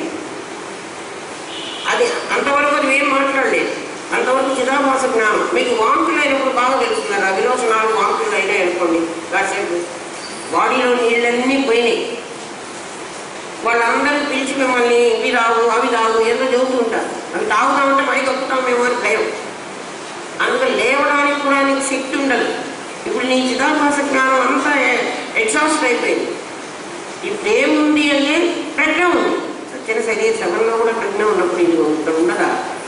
ఇప్పుడు పరమాత్మని మీరు తెలియజేయడం కష్టమా తేలిక? కృష్ణుడు చాలా తేలిక అంటే అమ్మ ఇంత కష్టము, ఇది తేలిక కాదు అంటున్నారే. సుసుఖం చాలా ఈజీ. అయితే ఎప్పుడు అది దుర్విజ్ఞేయమే అయినప్పటికీ అది దుర్విజ్ఞేయమే, అతి సూక్ష్మ దుర్విజ్ఞేయం అయినా చెప్పేవాడు కనుక సమంగా చెప్తే నీకు అర్థమవుతుంది నచికేత. ఆ చెప్పే గురువులో ఆ చెప్పగల సామర్థ్యం సాంప్రదాయబద్ధంగా చెప్పాలి. ఊరికినే చెప్తే వాడు ఒప్పుకోడు, వాడే వీడు అని ఊరికే ఒప్పుకోడు. సాంప్రదాయబద్ధంగా నీకు చెప్పాలి. ఇప్పుడు నీకు అర్థమైందా నచికేత? ఆ హిరణ్య గర్భుడే తత్తు త్వమసి. ఇప్పుడు నీ చిదాభాస జ్ఞానం నీకు విడిగా తెలుస్తోంది, నీ ప్రజ్ఞ నీకు విడిగా తెలుస్తోంది. ఆ ప్రజ్ఞ నీ లోపలే ఉండి నీ లోపల నుంచే మాట్లాడుతోంది. అన్ని చాలులు కాదు, జాగ్రత్త గమనించండి.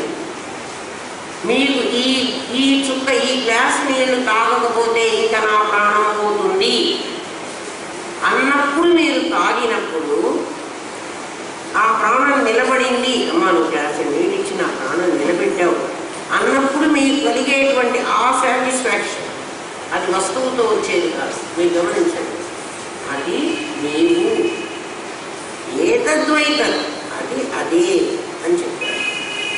ఏమో అర్థమైందా? అర్థం కాలేదు. అది మీలోనే ఉందా లేదా? పక్కవాడు చెప్పాడు అది చాలు నీళ్ళని, పక్కవాడు ఇంకా ఇస్తానంటాడు. నువ్వు అక్కర్లేదు ఇలా నాకు ఇంకా చాలు ఇచ్చా, అంతేగాని ధనం ఇస్తే చాలు అనిపించదు. నీకు తిండి పెడితే నీకు పొట్ట నిండి ఇంకా చాలు తింటే బయటకు వస్తుంది అన్నప్పుడు చాలు అనిపించడం కాదు. అప్పుడు కూడా ఇంకా మనసు ఆలోచించి ఇంకో లడ్డు చూడుకుంటే అది మెల్లగా లోపడేసుకుందామనే ప్రయత్నం చేస్తాం. ఆ చాలు కాదు, ఈ చాలు వేరే. ఇది ఎవరికి వాడే అర్థం చేసుకోండి. అంటే పంచభూతాలతో ఇందాక ఏం చెప్పింది, బాడీలో వాటర్ అయిపోయింది కదా, నీకు పీల్చడానికి గాలి అయిపోయింది. అటువంటి పరిస్థితిలో నీకు పంచభూతాలే తగ్గినాయి. వాటిని ఫిల్ చేయడానికి నీ విరామ స్నానం పనిచేస్తుంది. కానీ ప్రజ్ఞ నుంచి డైరెక్ట్గా అవి తీసుకోలేదు. తీసుకుంటే తెచ్చుకుంటే అది ఆరోగ్యంగానే ఉండేది. ఏదో అనారోగ్యం వచ్చి దానికి ఆ పరిస్థితి వచ్చింది. అలాంటప్పుడు ఆ శక్తిని నువ్వు అర్థం చేసుకో.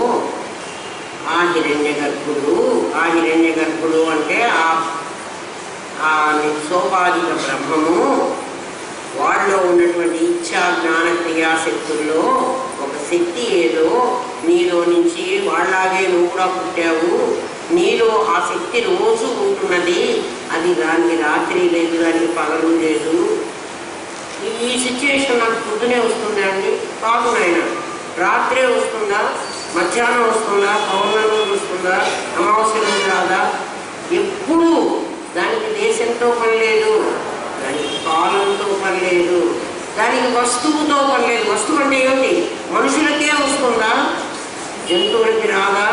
ఎవరికైనా వస్తుంది. ఈవెన్ చెట్టుకు వస్తుందా? తోటకూర, కొత్తిమీర మనం కొనుక్కుంటామా? అయినా మీరు ఇంట్లో కూడా చూడటం నేర్చుకోవాలి. ఆ తోటకూర, కొత్తిమీర తీసుకొచ్చి అక్కడ ఇంట్లో పడేయండి. కాసేపటి ఇట్లా వాడిపోతూ ఉంటుంది. కొద్దిసేపటికి ఒక గ్లాసు నీళ్ళల్లో దాన్ని ఇట్లా పెట్టండి, ఆ దివ్య శక్తి, పరమాత్మ శక్తి. దాన్ని చూడటం నేర్చుకో. అది అంతటా ఉంది. అది దేశంలో, కాలంలో ఉండదు. పువ్వులు కొనకు, చెట్టు నుంచి పువ్వు కోసుకురండి, కొంతసేపటికి పువ్వు వాడిపోతూ ఉంటుంది. ఇమీడియట్గా దాన్ని నీళ్ళల్లో పడేయండి. ఇంత కాసేపటికేమో నా పువ్వు వికసించు. అయితే పువ్వు అట్లాగే వికసించుంటున్నాయండి. అది మరి రేపు తెచ్చిపోతుంది కదా, నీళ్ళల్లో వేసినా రేపటికి పుల్లైనా పోతుంది కదా. నేను వికసించినప్పుడు మాత్రమే చెప్తున్నా. రేపటికి కుళ్ళిపోవడం అనేది దాని లైఫ్ టైం అప్పుడైపోయింది. నిన్ను గుర్తించడానికే చెప్తున్నారు. ఆ పువ్వుని నీళ్ళల్లో వేసి నేను 10 రోజులు ఉంచగలిగితే, దాన్ని నేను బతికించగలిగితే ఎట్లా బతికిస్తావు? అది వస్తువు కాలానికి లోబడి ఉంది. 24 గంటలే దాని లైఫ్ టైం. 24 గంటలు మనం తెచ్చుకుంటే ఈ గాజు మల్లెలు తెస్తారు చూడండి, మంచి మంచి వాసన వస్తూ ఉంటాయి. వాటికి రాత్రి 9-10 వాటికి లైఫ్ టైం అయిపోతుంది. వాటికి మరణం, అదే మరణం. మరణం అంటే మీరు మనుషులనే లెక్కేసుకోకుండా ఆ విషయం కోల్పోతే మరణమే. ఇప్పుడు ఇవాళ నీ జీవుడు, నీ బ్రహ్మం ఎట్లా ఉన్నాడో నచికేతుడు చెప్పేశాడు. మీకు అర్థమైందని అనుకుంటున్నా నేను. అర్థం కాకపోతే ఇంకా 2 శ్లోకాలు చెప్తాడు. ఆయనే వదులుతాడా? ఆయన వదలడు. ఇప్పుడు నచికేతుడికి, అయ్యా మరి దేవతలందరూ ఉన్నారంటున్నారు, సమిష్టి ఈశ్వరుడని మనం నువ్వే చెప్పావు అంటే, వ్యష్టి జీవుడు, వ్యష్టి ఈశ్వరుడు. శుద్ధమాయ, మలినమాయ అని చెప్పాను కదా. వ్యష్టి జీవుడు, వ్యష్టి ఈశ్వరుడు లాగా సమిష్టి జీవుడు, సమిష్టి ఈశ్వరుడు ఉన్నాడు. వాడు ఎక్కడున్నాడు? బ్రహ్మాండం అంతా ఉన్నాడు కదా. ఆ సమిష్టి జీవుడు ఉన్నాడన్నావు కదా. మరి వాడి కథ ఏమిటి? ఏతద్వైతద్, వీడు వాడే అన్నావు. GO బ్రహ్మైవనాపరహ, clarity. ఈశ్వరం బ్రహ్మైవనాపరహ కూడా ఉండాలి కదా. అదేమైంది అంటే, ఈశ్వరుడు లేడు ఆయన. నువ్వు జీవుడు అస్థితి నాస్థితి అంటే నేను జీవుడు ఉన్నాడని చెప్పాను, ఆ జీవుడు బ్రహ్మమే అని చెప్పాను. ఈశ్వరుడు అస్థితి నాస్థితి లేదు, ఈశ్వరుడు అసలు లేడు. మరి లేకపోతే మరి వీళ్ళందరూ ఎవరా? మాకు ఆంజనేయ స్వామి ఉన్నాడు, సాయిబాబా ఉన్నాడు, దుర్గ ఉంది, గణపతి ఉన్నాడు, మురుగా ఉన్నాడు, యేసుక్రీస్తు ఉన్నాడు, అల్లా కూడా ఉన్నాడు. చాలా మంది ఉన్నారు. మాకు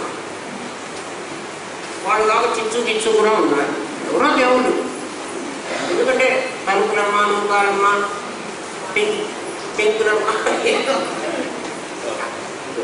లారీల మీద రాస్తూ ఉంటారు కదా, సూపులమ్మ, సూపులమ్మ, ఇలా మాకు చాలా ఉంది. మీకు అందరికీ నేను మర్చిపోయిన చెప్తాం అనుకున్నాను. గృహదేవత, గ్రామదేవత అని మనకి 2 దేవతలు ఉంటారమ్మా. దేవుళ్ళు, దేవతలు. మన కర్నూలులో వాళ్ళకి గ్రామదేవత నిమిషం. మీకు తెలియలే. నిన్న ఎవ్వరు చెప్పలేకపోయినారు. మీకు గృహదేవత ఒకటి ఉంటాడు. అంటే మీ ఇంటికి పొత్తూరు సుబ్బరాయుడు లేకపోతే వెంకటేశ్వర స్వామి మా ఇంటి దేవుడు అంటారు చూడండి. అట్లా మన కర్నూలులో మాత్రం నిన్న గ్రామదేవత పేరు తెలియకుండా అయ్యో అమ్మ నీ పేరు కూడా తెలియలేదేమో వాళ్ళకి అనుకున్నాను. ఆ గ్రామదేవతకి మనం ఊళ్ళోకి రాగానే ఆవిడ ముందు దండం పెట్టుకోవాలట. అమ్మ ఈ ఊరు నుంచి మమ్మల్ని పంపించి ఎక్కడెక్కడో దేశాలకి మళ్ళీ మమ్మల్ని మన ఊరికి పిలిపించుకున్నావు తల్లి. నువ్వు పెట్టిన అన్నం తిని మేము ఈ ఊళ్ళో బతుకుతున్నాము, నిన్ను దేవతగా అనుకుని అని ఆ దేవతని మనం స్మరించుకోవాలి. ఈ ఊరి నుంచి పోయేటప్పుడు ఆమెకు చెప్పిపోవాలి.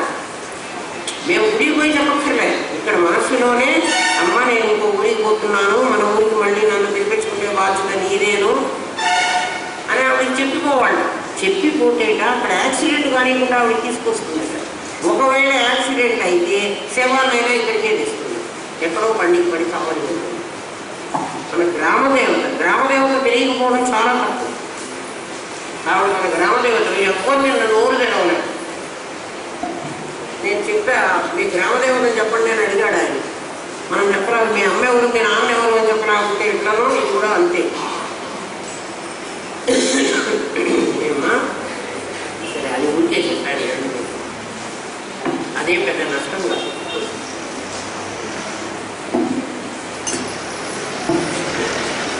నన్ను నేను తెలుసుకోకపోతే నిన్ను నువ్వు తెలుసుకునే విధానమే చెబుతున్నాడు.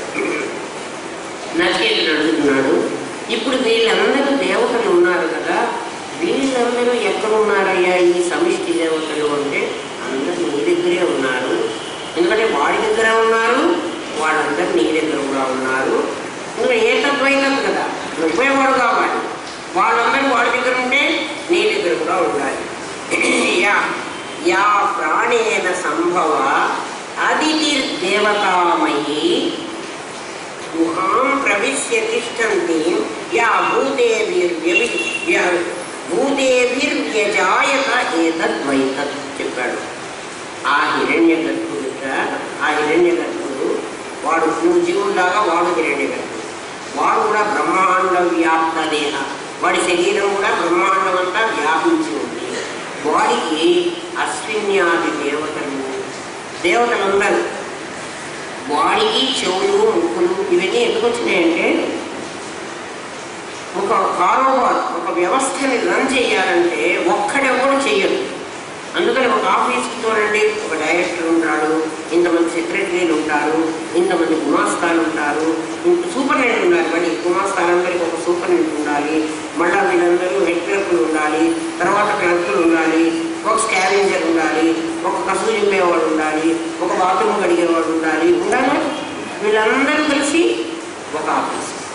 అట్లా ఆ హిరణ్యగర్భుడు ఏం చేసుకున్నాడంటే సర్వదేవతలను సృష్టించుకున్నాడు. మన్ని సృష్టించుకున్నట్టే, కానీ మన్ని సృష్టించుకుని ఇందులో వాడు చేరినట్టే వాళ్ళని సృష్టించుకుని అందులో వాడు చేరాడు. చేరకపోతే వాడికి శక్తి లేదు. దేవతలు స్వతంగా పనిచేయలేవు కదా, వాళ్ళలో కూడా చేరాడు.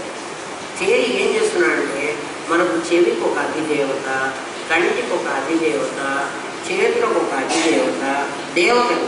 ఈ దేవతలకి మనం తిన్న ఆహారము, మనం తింటున్నాం కదా, ఈ తిన్న ఆహారము అహం వైశ్వానరో భూత్వా ప్రాణినాం దేహమాశ్రితః, నేను వైశ్వానరుడు అనే పేరుతో ఈ శరీరంలో ప్రవేశించి ప్రాణులు తిన్నటువంటి ఆహారాన్నంతా పచనం చేసి వాళ్ళన్నిటినీ వాళ్ళ దేవతలకు పంపిస్తున్నాను. అగ్నిలో వేస్తే నన్ను ఎవరో అడిగారు, అమ్మ మంచి మంచి చాటలు అవన్నీ వస్తువులు పట్టుకుంటా అవన్నీ నిప్పులో పడేసారు, ఏమిటంటే కాలు పెడితే పాపం కదా, చాట లక్ష్మీదేవి కదా, లక్ష్మీదేవిని నిప్పులో ఎందుకు వేశారు? నిప్పులో వేయలేదురా నాయన, అది అగ్ని పేరు పోస్ట్ మ్యాన్. అగ్నిదేవుడు ఎవరు అంటే పోస్ట్ మ్యాన్. మనం పోస్ట్ ఆఫీస్లో ఏం పడేస్తే వాడు తీసుకెళ్ళి ఆ అడ్రస్ ఎవరికి చెబుతున్నారో ఆ అడ్రస్ వాడికి అందిస్తారు. అట్లా ఈ అగ్నిదేవుడు హవ్యవాహనుడు అని పేరు, వాడి పేరే హవ్యవాహనుడు. హవ్యం అంటే మనం ఇచ్చినటువంటి ద్రవ్యం. ఆ ద్రవ్యాన్ని వాళ్ళకి అప్పచెబుతాడు. ఎవరికి? ఎవరెవరి అడ్రస్ చెప్తున్నాము అంటే లక్ష్మీ గణపతి చెప్పింది లక్ష్మీ గణపతికి ఇచ్చేస్తాడు, నక్షత్రాలకు చెప్పింది నక్షత్రాలకు ఇస్తాడు, నవగ్రహాలకు చెప్పింది నవగ్రహాలకు ఇస్తాడు. అంటే ఆ నిప్పు అనేటువంటి హోమగుండంలో వేసిన అన్ని పదార్థాలు వేస్ట్ కాలే, వాళ్ళకి వెళ్ళి చేరినాయి. వాళ్ళకి చేరితే లేకపోతే ఏం చేస్తాడంటే పర్జన్యుడు ఈ హోమధూమాన్ని తీసుకుని వర్షం కురిపిస్తాడు. కురిపిస్తున్నాడు చూడండి. అంటే హోమం చేస్తే వర్షం ఎందుకు కురుస్తుంది అంటే అన్నం తింటే ఒంటికి బలం ఎందుకు వస్తుందో అందుకే హోమం చేస్తే వర్షం కురుస్తుంది. మోక్షం కాదు, ఇది చేస్తే అది వస్తుంది. భగవద్గీత కూడా అదే చెప్తుంది. ఇది చేస్తే ఈ దేవతలందరూ వీళ్ళే దేవతలు. శివుడు ఒక దేవత, వాయువు ఒక దేవత. వాయువు అంటే పంచభూతాల్లో వాయువు కాదు, ఆ వాయువు ఈ దేవత వాయువు సమిష్టి. వ్యష్టిలో వాడే ప్రాణాపాన వ్యానోదాన సమాన అనేటువంటి వాయువులుగా తయారైనాడు. అట్లా తిన్న ఆహారం ఇంద్రియాలలో అన్నిటికీ ఈక్వల్గా డిస్ట్రిబ్యూట్ అవుతోంది. అందరి దేవతలకి పంచి పెడుతున్నాడు ఈ శరీరంలో. అక్కడ కూడా ఆ ద్రవ్యాలని అందరి దేవతలకి పంచిపెడుతున్నారు. వాళ్ళు ఏం చేసుకుంటున్నారు, మళ్ళీ ఈ చెవులు కళ్ళు ముక్కులు ఇవన్నీ తీసుకుని ఏం చేస్తున్నాయి, మన శరీరానికే బలం అనే పేరుతో శక్తిని ఇస్తుంది. ఆహారం తినకపోతే శక్తి రాదు. అట్లా వాళ్ళకి ఆహారం లేకపోతే వాళ్ళు ఆ పనులు చెయ్యరు. వాళ్ళు చేసి ఏం చేయగలరు చూడండి. నిన్నటిదాకా సిద్ధాంతం ప్రకారం ఏంటంటే ఆషాఢ మాసంలో గురు పూర్ణిమ రోజు మనం భూమి దున్నుకుంటున్నాం. ఆ రోజు విత్తనం వేసుకుంటాడు. ఏరువాకు పున్నమి అంటారు చూడండి, జ్యేష్ఠ పౌర్ణమి అనుకుంటారు. ఏరువాకు పున్నమి, ఏరువాకు పున్నమి నాడు భూమిని చదువు చేసుకోవాలి. తర్వాత ఆషాఢ మాసంలో విత్తనాలు వేయాలి. తర్వాత శ్రావణ మాసం అంతా వర్షం కురుస్తుంది. ఆ విత్తనం పెరుగుతుంది.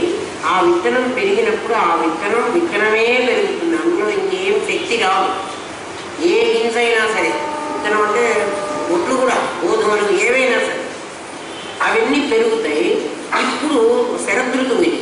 శరదృతువులో ఆశ్వీజం కార్తీకం అనే 2 నెలల్లో చంద్రుడు విపరీతమైన వెన్నెల కురుస్తాడు. ఆ వెన్నెల ద్వారా వాడు ఏం పంపిస్తాడంటే ఓషధులు పంపిస్తాడు. ఓషధులు అంటే ఆ తిన్న ఆహారంలో మెడిసినల్ వాల్యూస్ అన్నీ ఆ గింజల్లో ఇప్పుడు వస్తాయి. అందుకే అన్ని నెలల్లో కంటే ఈ 2 నెలల్లో విపరీతమైన వెన్నెల కాస్తుంది. మీరు వెన్నెల చూడండి. అందుకే శరజ్యోత్సన అని శరత్కాలపు వెన్నెల చాలా గొప్పది. మన ఋషులు ఎంత గొప్పవాళ్ళు, ఎట్లా కనిపెట్టారు. అవన్నీ కాలంలో సక్రమంగా ఇది జరిగితే పంటలు పండి ఆ పంటలు తిన్న వాళ్ళకి ఆరోగ్యం బాగుండి సక్రమంగా పెరుగుతున్నారు. లేకపోతే అనారోగ్యం పెరిగి అందరికీ షుగర్లు, క్యాన్సర్లు, ఏవో రకరకాల వ్యాధులు వస్తున్నాయి. ఎందుకంటే టైం తప్పి వర్షం వస్తుంది, టైం తప్పి గింజలు పండుతున్నాయి. పైగా ఆ గింజలకి ఆవులకి దగ్గర నుంచి ఆవులకి వాటికి కూడా అదేదో ఇంజక్షన్స్ ఇచ్చి అవి 2 లీటర్ల పాలు ఇవ్వాలంటే 8 లీటర్లు ఇచ్చేటట్టు చేస్తున్నారు. ఆ పాలు అయిన వాళ్ళందరికీ రోగాలు వస్తుంది. అట్లాగే భూమి ఇంత పంట పండాలి అంటే ఇంత పంట కాకుండా దానికి ఇన్ని ఎరువులు వేసి దాన్ని ఇంకా పంట బాగా పండించి ఏమిటి చెత్త తింటున్నాం. సరైన ఆహారాన్ని మనం తింటాలి. వ్యాపారం మరి 20 బస్తాలు పండే కదా 50 బస్తాలు పండాలి. డబ్బులు చాలా కావాలి. ఎందుకంటే డబ్బులు మనిషికి అసలు ఇంకా సుఖాలు కావాలి. ఎందుకు అంత సుఖాలు? చివరికి మనమే పాటు చేసుకుంటున్నాం. అందుకని ఈ దేవతలందరినీ నేనే తయారు చేసుకుని ఈ జీవులను ఎట్లా సృష్టించానో ఆ దేవతలను కూడా అట్లా సృష్టించుకున్నానురా. ఈ కారుబారంతా నడపాలంటే ఈ జంజాటం అంతా నడపాలి కదా. నాకు మనుషులు కావాలి. వాళ్ళే నవగ్రహాలు. ఈ గ్రహాలు లేకపోతే ఏమవుతుందో చెప్పనా? ఇందులో ఏ ఒక్క గ్రహం కింద పడిపోయినా కూడా మిగిలిన గ్రహాలకు అట్రాక్షన్ పోతుంది. అవి కూడా వరుసగా టపా కింద పడతాయి. అక్కడ నిలబడవు. ఇవన్నీ వాటి పరిధిలో వాటిని తిప్పుతూ ఒక దివ్య శక్తి వాటిని తిప్పుతోంది. ఆ తిప్పడం బట్టి ఈ వర్షాలు, ఈ ఋతువులు ఇవన్నీ అందుకొస్తున్నాయి. లేకపోతే ఈ కాలధర్మ ప్రకారం ఉండటం లేదు. చూడండి, మొన్నటిదాకా ఎంత ఎండలు వచ్చినాయి.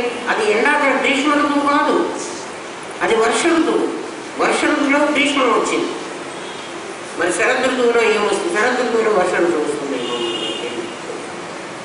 ఏదొస్తుందో వీళ్ళందరూ నడపడం కోసం నేనే తయారు చేసుకున్నానురా ఈ దేవతామూర్తులందరినీ. వీళ్ళ లోపల గుహలో నేను ఎట్లా ప్రవేశించి నేను వీళ్ళు ఉన్నానో అట్లా వాళ్ళల్లో కూడా ఉన్నాను. ఈ పిచ్చోడు ఏం చేస్తున్నాడు అంటే, ఏ పిచ్చోడు?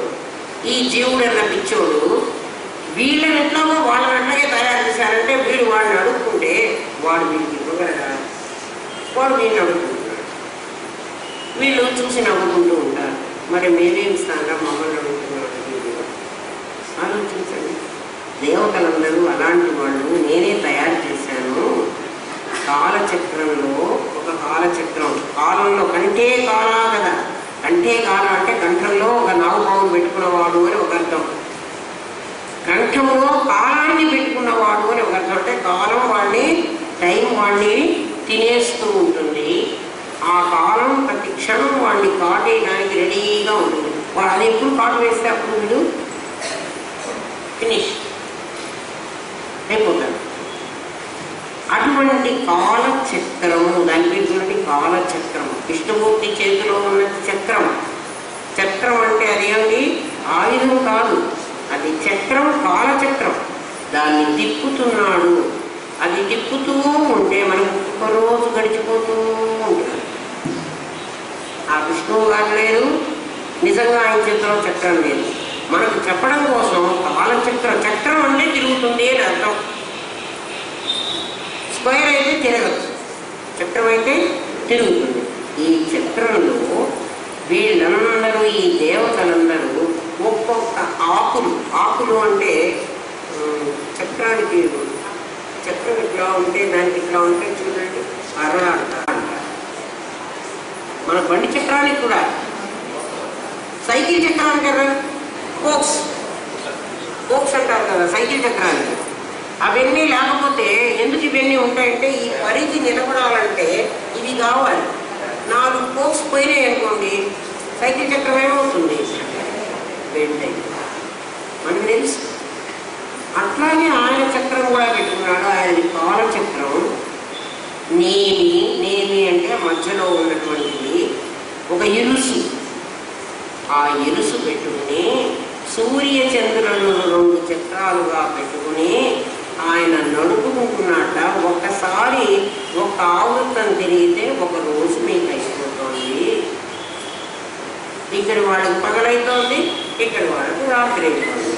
మళ్ళీ ఇట్లా మరి బండి తిరగాలి కదా, భూమి ఇట్లా తిరుగుతోంది కదా, ఇట్లా తిరగటం, భూమి ఇట్లా తిరుగుతోంది. అట్లా తిరుగుతున్నప్పుడు రోజులు రోజులు గడిచిపోతున్నాయి. అట్లా భూమి తిరుగుతూ ఎటువంటి తిరుగుతోంది? తన చుట్టూ తాను తిరిగేప్పటికి 1 రోజు అవుతోంది. సూర్యుడి చుట్టూ తిరిగి వచ్చేటప్పటికి 1 సంవత్సరం అవుతుంది. కాలచక్రంలో 1 రోజు గడిచిపోయింది. వాడి దేవతలందరూ కూడా వాడికి, దేవతలందరూ ఈ భూమికి, భూమి మీద ఉన్నటువంటి ప్రాణులందరికీ అందిస్తున్నారు. నీ శరీరంలో నువ్వు తీసుకున్న ఆహారాన్ని నీ దగ్గర దేవతలందరికీ నువ్వు అందిస్తున్నావు. ఆ దేవతలు అందకపోతే వాళ్ళు వీక్ అయిపోతారు, వాళ్ళు పడిపోతారు. తిండి తినకుండా పెట్టు, నీళ్లు తాగకుండా ఉండు, ఒక 2 రోజులు ఉండు, ఏమైపోతావు? కళ్ళు వీగిపోతాయి, కాళ్ళు చేతులు లాగుతాయి. మరి వాటికి బలం ఇక్కడి నుంచి రావాలి. ఆ దేవతలందరూ పనిచేయగల. ఇప్పుడు దేవతలు అక్కడెక్కడో ఉన్నారు, ఇక్కడ కూడా ఉన్నారు. ఇక్కడున్న దేవతలు నీకు కనపడటం లేదు, అక్కడున్న దేవతలు నీకు నువ్వు ఊహించుకుంటున్నావు. వీళ్ళని ఊహించుకో, ఎందుకంటే ఆ బ్రహ్మాండంలో ఏముందో ఇందులో అదే ఉంది. చెప్తున్నాడు కదా, ఇది మైక్రో, అది మ్యాక్రో, అది పెద్దది, ఇది చిన్నది. ఎక్కడి వరకు ఈ జగత్తు తయారైన దగ్గర మళ్ళీ పొరపాటు పడతావేమోనని చెబుతాడు. ఒరే, నిర్గుణ నిరుపాధిక బ్రహ్మం దగ్గర కాదు, అక్కడ దేవతలు లేరు, అక్కడ చక్రాలు లేవు, అక్కడ కారోబారు లేదు, నడపాల్సిన పని లేదు. ఈ ప్లేస్ ఎక్కడ అంటే నీ స్వప్న జగత్తులో, నీ కళను మొదలుపెట్టి నువ్వు చూసే చోటు, లేదా సినిమాలో ఆ ఒక చిన్న గీతలోని, ఒక చిన్న స్క్వేర్లో నుంచి ఆ ఆర్క్ బల్బు కాంతి వచ్చి విజృంభించి 70 mm తెర నిండా పడుతుంది. ఆ చోటు ఇప్పుడు సృష్టిలో ఆ చోటు, నీ లోపల నీ కళని నువ్వు చూస్తున్న చోటు. అక్కడి నుంచి నువ్వు చూస్తున్నావు. ఆపరేటర్ ఎక్కడున్నాడు? కళలో లేదు. నీ ఇమాజినేషన్లో నీ వాసనలని, నీ వృత్తులని, నీ విషయాలని, నీ ఇంద్రియాలను, బాహ్యంలో విషయాలను ఇంద్రియాలను చూసే చోటు, లోపల వాసనలని వృత్తులని చూసే తెలిసే చోటు, ఆ చోటు సగుణ బ్రహ్మోపాసన చోటు. ఆ చోటు తెలిస్తే నీకు నచ్చిత నువ్వేం కష్టపడక్కర్లేదయ్యా. ఈ దేహం పోగానే నేను బ్రహ్మలోకంలో పెడతాము. ఎంత ఈజీ చూడండి. కఠోపనిషత్తు విన్నవాడు ఎప్పుడు స్వర్గానికి రావడానికి పోదు. ఎందుకంటే స్వర్గ నరకాల్లో వీళ్ళని రానియరు. అయ్యా మీ ప్లేస్ ఇది కాదు. ఒకవేళ పొరపాటుగా మనం ఇప్పుడు నాకు ఏసీ కంపార్ట్మెంట్ ఫస్ట్ క్లాస్లో రిజర్వేషన్ ఉంటే అనుకున్నాం. నా టికెట్ కొనుక్కున్నాను. నాకు ఏసీ కంపార్ట్మెంట్ ఎక్కడ ఉందో తెలియలేదు. రైలు వచ్చింది, గబగబా రైలు ఎక్కాలో జనరల్ కంపార్ట్మెంట్లో ఎక్కి కూర్చున్నాను నేను. ఇంకా కాసేపటి డీసీ వస్తాను. వచ్చి చూసి ఏందమ్మా ఇక్కడ కూర్చున్నావు, నీ సీట్ అది. నాకు తెలియదయ్యా, నేను పోలేదు, నేను మించిపోతారా అని వాడు నన్ను జనరల్ కంపార్ట్మెంట్లో కూర్చోనియరు. ఎందుకని? నేను టికెట్ రిజర్వ్ చేసుకున్నా. మీరందరూ సగుణ బ్రహ్మస్థానంలో టికెట్ రిజర్వ్ చేసుకుంటారు నచ్చిత. ఇది తెలిస్తే తెలిస్తే అని ఇప్పుడు తెలిసిందా తెలియదు. ఊరికే తెలిసారు, వేగ్గా తెలిసిందా మనకి, యథార్థంగా తెలిసింది. ఆ చోట్లో కూర్చొని కష్టాలు వచ్చినా సుఖాలు వచ్చినా ఇవన్నీ వచ్చినాయో దేహానికి ఏదో వస్తూ ఉంటాయి. దానికి రోగం వచ్చింది చూస్తే రాని నన్నేం చేసింది, ఇంటి నుంచి మేడం నేను కదలనుంది, కదలకుండా పోవన్నాడు. ఇంకా కదలకుండా పో, నాకు కావాల్సిన నోరు మాట్లాడుతున్నాను, నువ్వు ఇష్టమైతే కూర్చోలేకపోతే వెళ్ళిపో. కోసం ఉంటుంది తప్పదు. నువ్వు ఆ ధైర్యంగా కూర్చో, టికెట్ కొనుక్కో. నచికేతుడు చెప్తున్నాడు యమధర్మరాజు, ఇది తెలిసిన వాడికి గుహాం ప్రవిష్ట, నేను గుహలో ఉన్నాను, ఈ దేవతలందరూ వీళ్ళు ఏ చోట్లో బయలుదేరాను అంటే సగుణ బ్రహ్మ, నిర్గుణ బ్రహ్మ సగుణ బ్రహ్మ అయిన చోటు, నీ కళని నువ్వు చూస్తున్న చోటు, కళను పంటున్న చోటు కాదు. కళను చూస్తూ ఒక చోట్లో నుంచి నువ్వు ఉన్నావు. పిల్లవాళ్ళైతే నాకు కళ వచ్చిందని చెప్పావు కదా, చూశానని. ఇప్పుడు నీ వాసనలను నీ వృత్తులను నువ్వు చూస్తున్న చోటు, నీ వాసన నీ వృత్తి నీకు కనిపించింది. ఏనుగు కనిపించింది, ఏనుగు నువ్వు కాదు, ఏనుగును చూస్తున్నవాడివి నువ్వు. అది తెలుసుకుంటే ఎంత ఉంటావో తెలిసిన సగుణారాధన, సగుణ బ్రహ్మారాధన అంటారు దీన్ని నచికేత. నిర్గుణ బ్రహ్మ కూడా కష్టం కాదురా నాయన, కానీ పుట్టికి ఎక్కించి తర్వాత స్వర్గానికి ఎక్కిస్తాను. పుట్టికే ఎక్కలేనమ్మా, స్వర్గానికి ఏమవుతుంది, అందుకని పుట్టికి ఎక్కిస్తున్నాను అంటున్నాడు. దీంట్లో కష్టం ఏంటి అంటే సగుణ బ్రహ్మారాధనలో సగుణ బ్రహ్మలాగా వెళితే బ్రహ్మగారు ఈ ప్రళయం చేసుకుని మొత్తం, నేనైతే ఒక సుబ్బమ్మనే కదా రిసీవ్ చేసుకున్నాడు, సుబ్బమ్మని బీక్కున్నాడు కదా, అట్లా ఒక్కొక్కరిని బీక్కుంటే ఈ మొత్తం ప్రపంచం పోదు, మొత్తం మందిని వాడు తీసుకోవాలి. అప్పటిదాకా అక్కడ వెయిట్ చేయాలి. సగుణ బ్రహ్మారాధనలో అది కష్టం.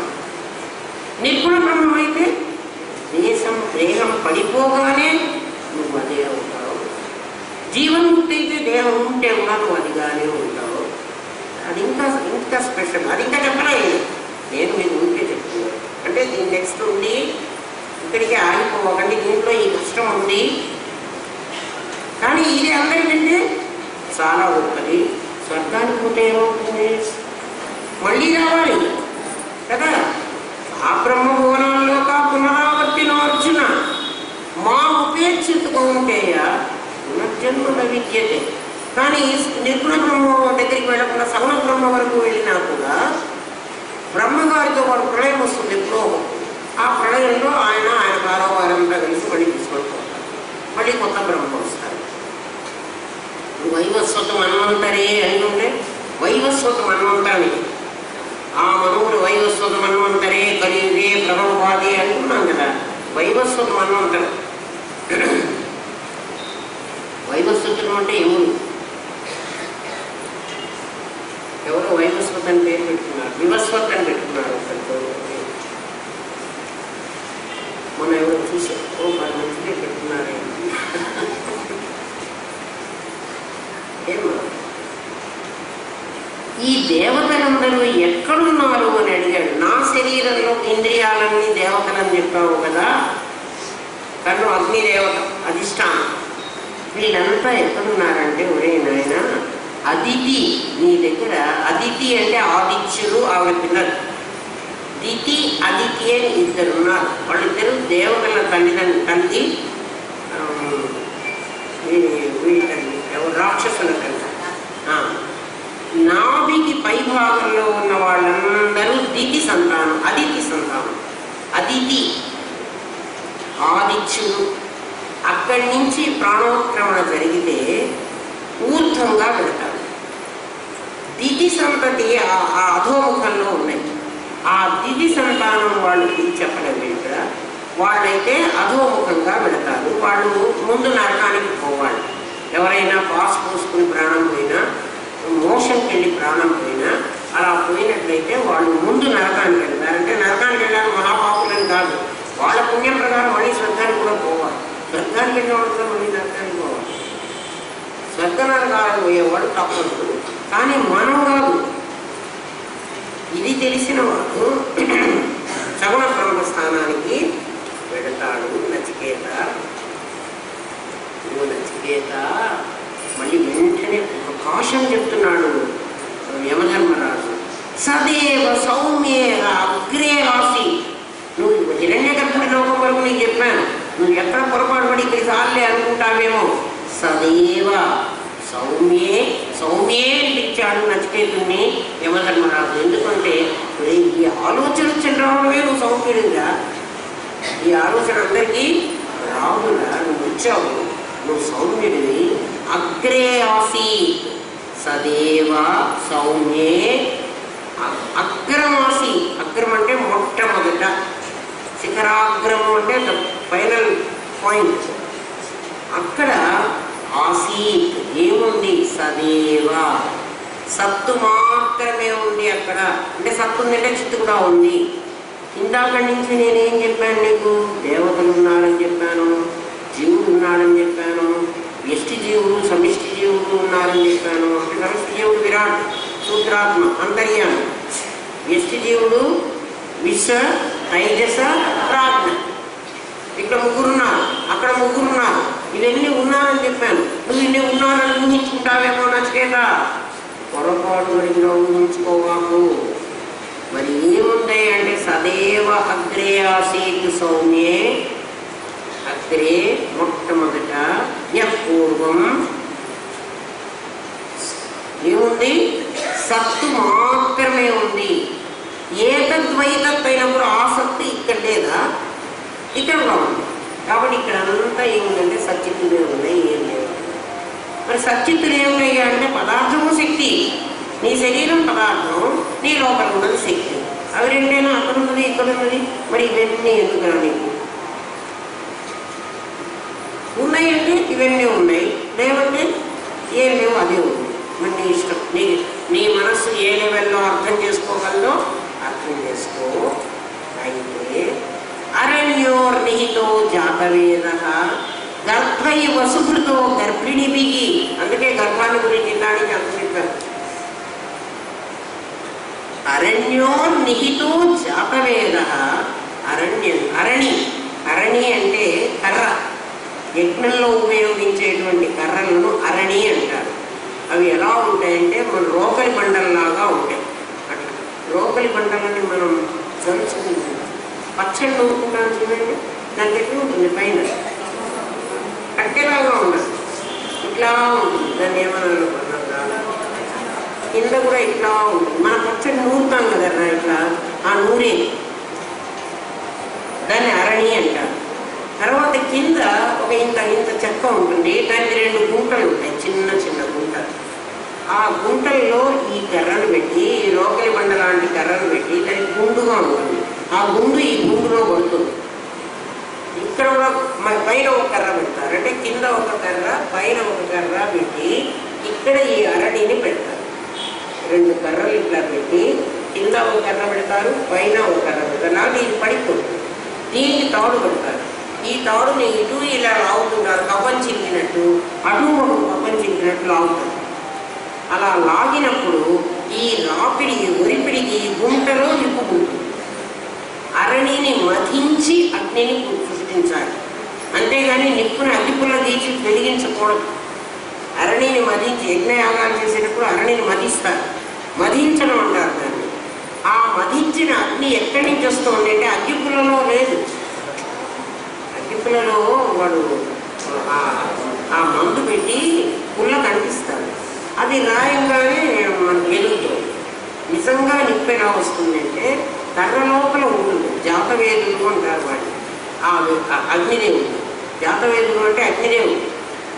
మనం జాతవేదో మమావహ అని పిలుస్తున్నారు కదా, ఓ జాతవేదుడా ఆ లక్ష్మీదేవిని మా కోసం పిలుచుకురావయ్యా. ఎందుకు జాతవేదుని ఎందుకు పిలిచారు చెప్పండి? వాడెవడు? మెసెంజర్.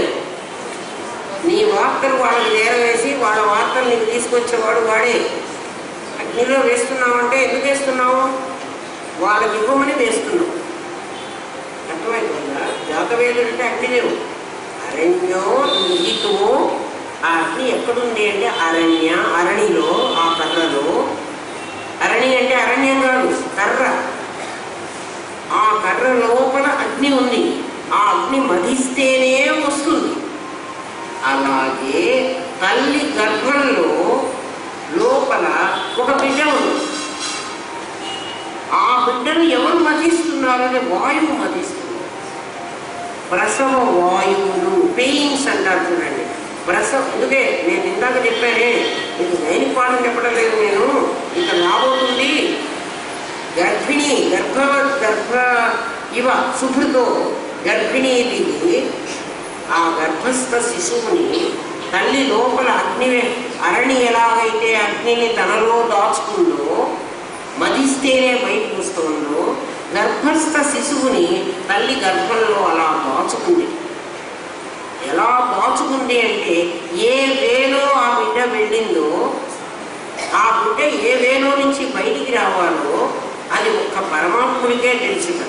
ఆవగించాంతరంధ్రమందుదయించు దేవత గజమొక్కడురా, దేవేంద్రాదులకు మహాసిద్ధులకెళ్ళను దీన్ని వర్ణింపతరము కాదు అన్నారు. ఒక చిన్న రంధ్రంలో నుంచి ఆ బిడ్డ లోపలికి వెళ్ళింది. ఆ చిన్న ఆ బీజము, ఆ లోపల ఇంత పెద్ద బిడ్డ తయారైంది. తల్లి గర్భంలో నుంచి బయటికి రావాలంటే ఆ బిడ్డకు వేలేదు. వే తను తయారు చేసుకోవాలి. ప్రసవ వాయువులు ఆ వే తయారు చేస్తూ ఉంటే ఆ బిడ్డ బయటకు వచ్చిన మరుక్షణం వే మూసిపోతుంది. Open is the same, close the same. ఆ చిన్న రంధ్రంలో నుంచి అంటే ఓపెన్ చేసి తీసి పారేస్తున్నారండి, అది వేరే సంగతి. ఆ సంగతి మరి ఇక్కడ ఎవరికో చెప్పడం లేదు. గర్భవతి అయిన స్త్రీ గర్భంలో బిడ్డ బయటికి రావాలంటే అది అరణిని మధించినంత కష్టం. అరణి ఇంకా 2 సార్లు చేస్తే నిప్పు పడదు, చాలా కష్టం. అది మధించి ఆ లోపల ఉన్నటువంటి ఆ నిప్పు వస్తూ ఉంటే అక్కడ మెల్లగా దూది పెడతారు, పత్తి. ఆ చిన్న చిన్న పీచులు అంటారు, కొబ్బరి పీచులు లాంటివి అక్కడ పెడతారు. అవి అంటుకున్న తర్వాత దాన్ని తీసుకొచ్చి నిప్పు అంటిస్తారు. అగ్ని ఆహవనీయము, గార్హపస్యము, దక్షిణాగ్ని అనే 3 రకాల పేర్లతో ఉంటుంది. గార్హపస్యము, ఆహవనీయము, దక్షిణాగ్ని ఆ అగ్నికి పేరు.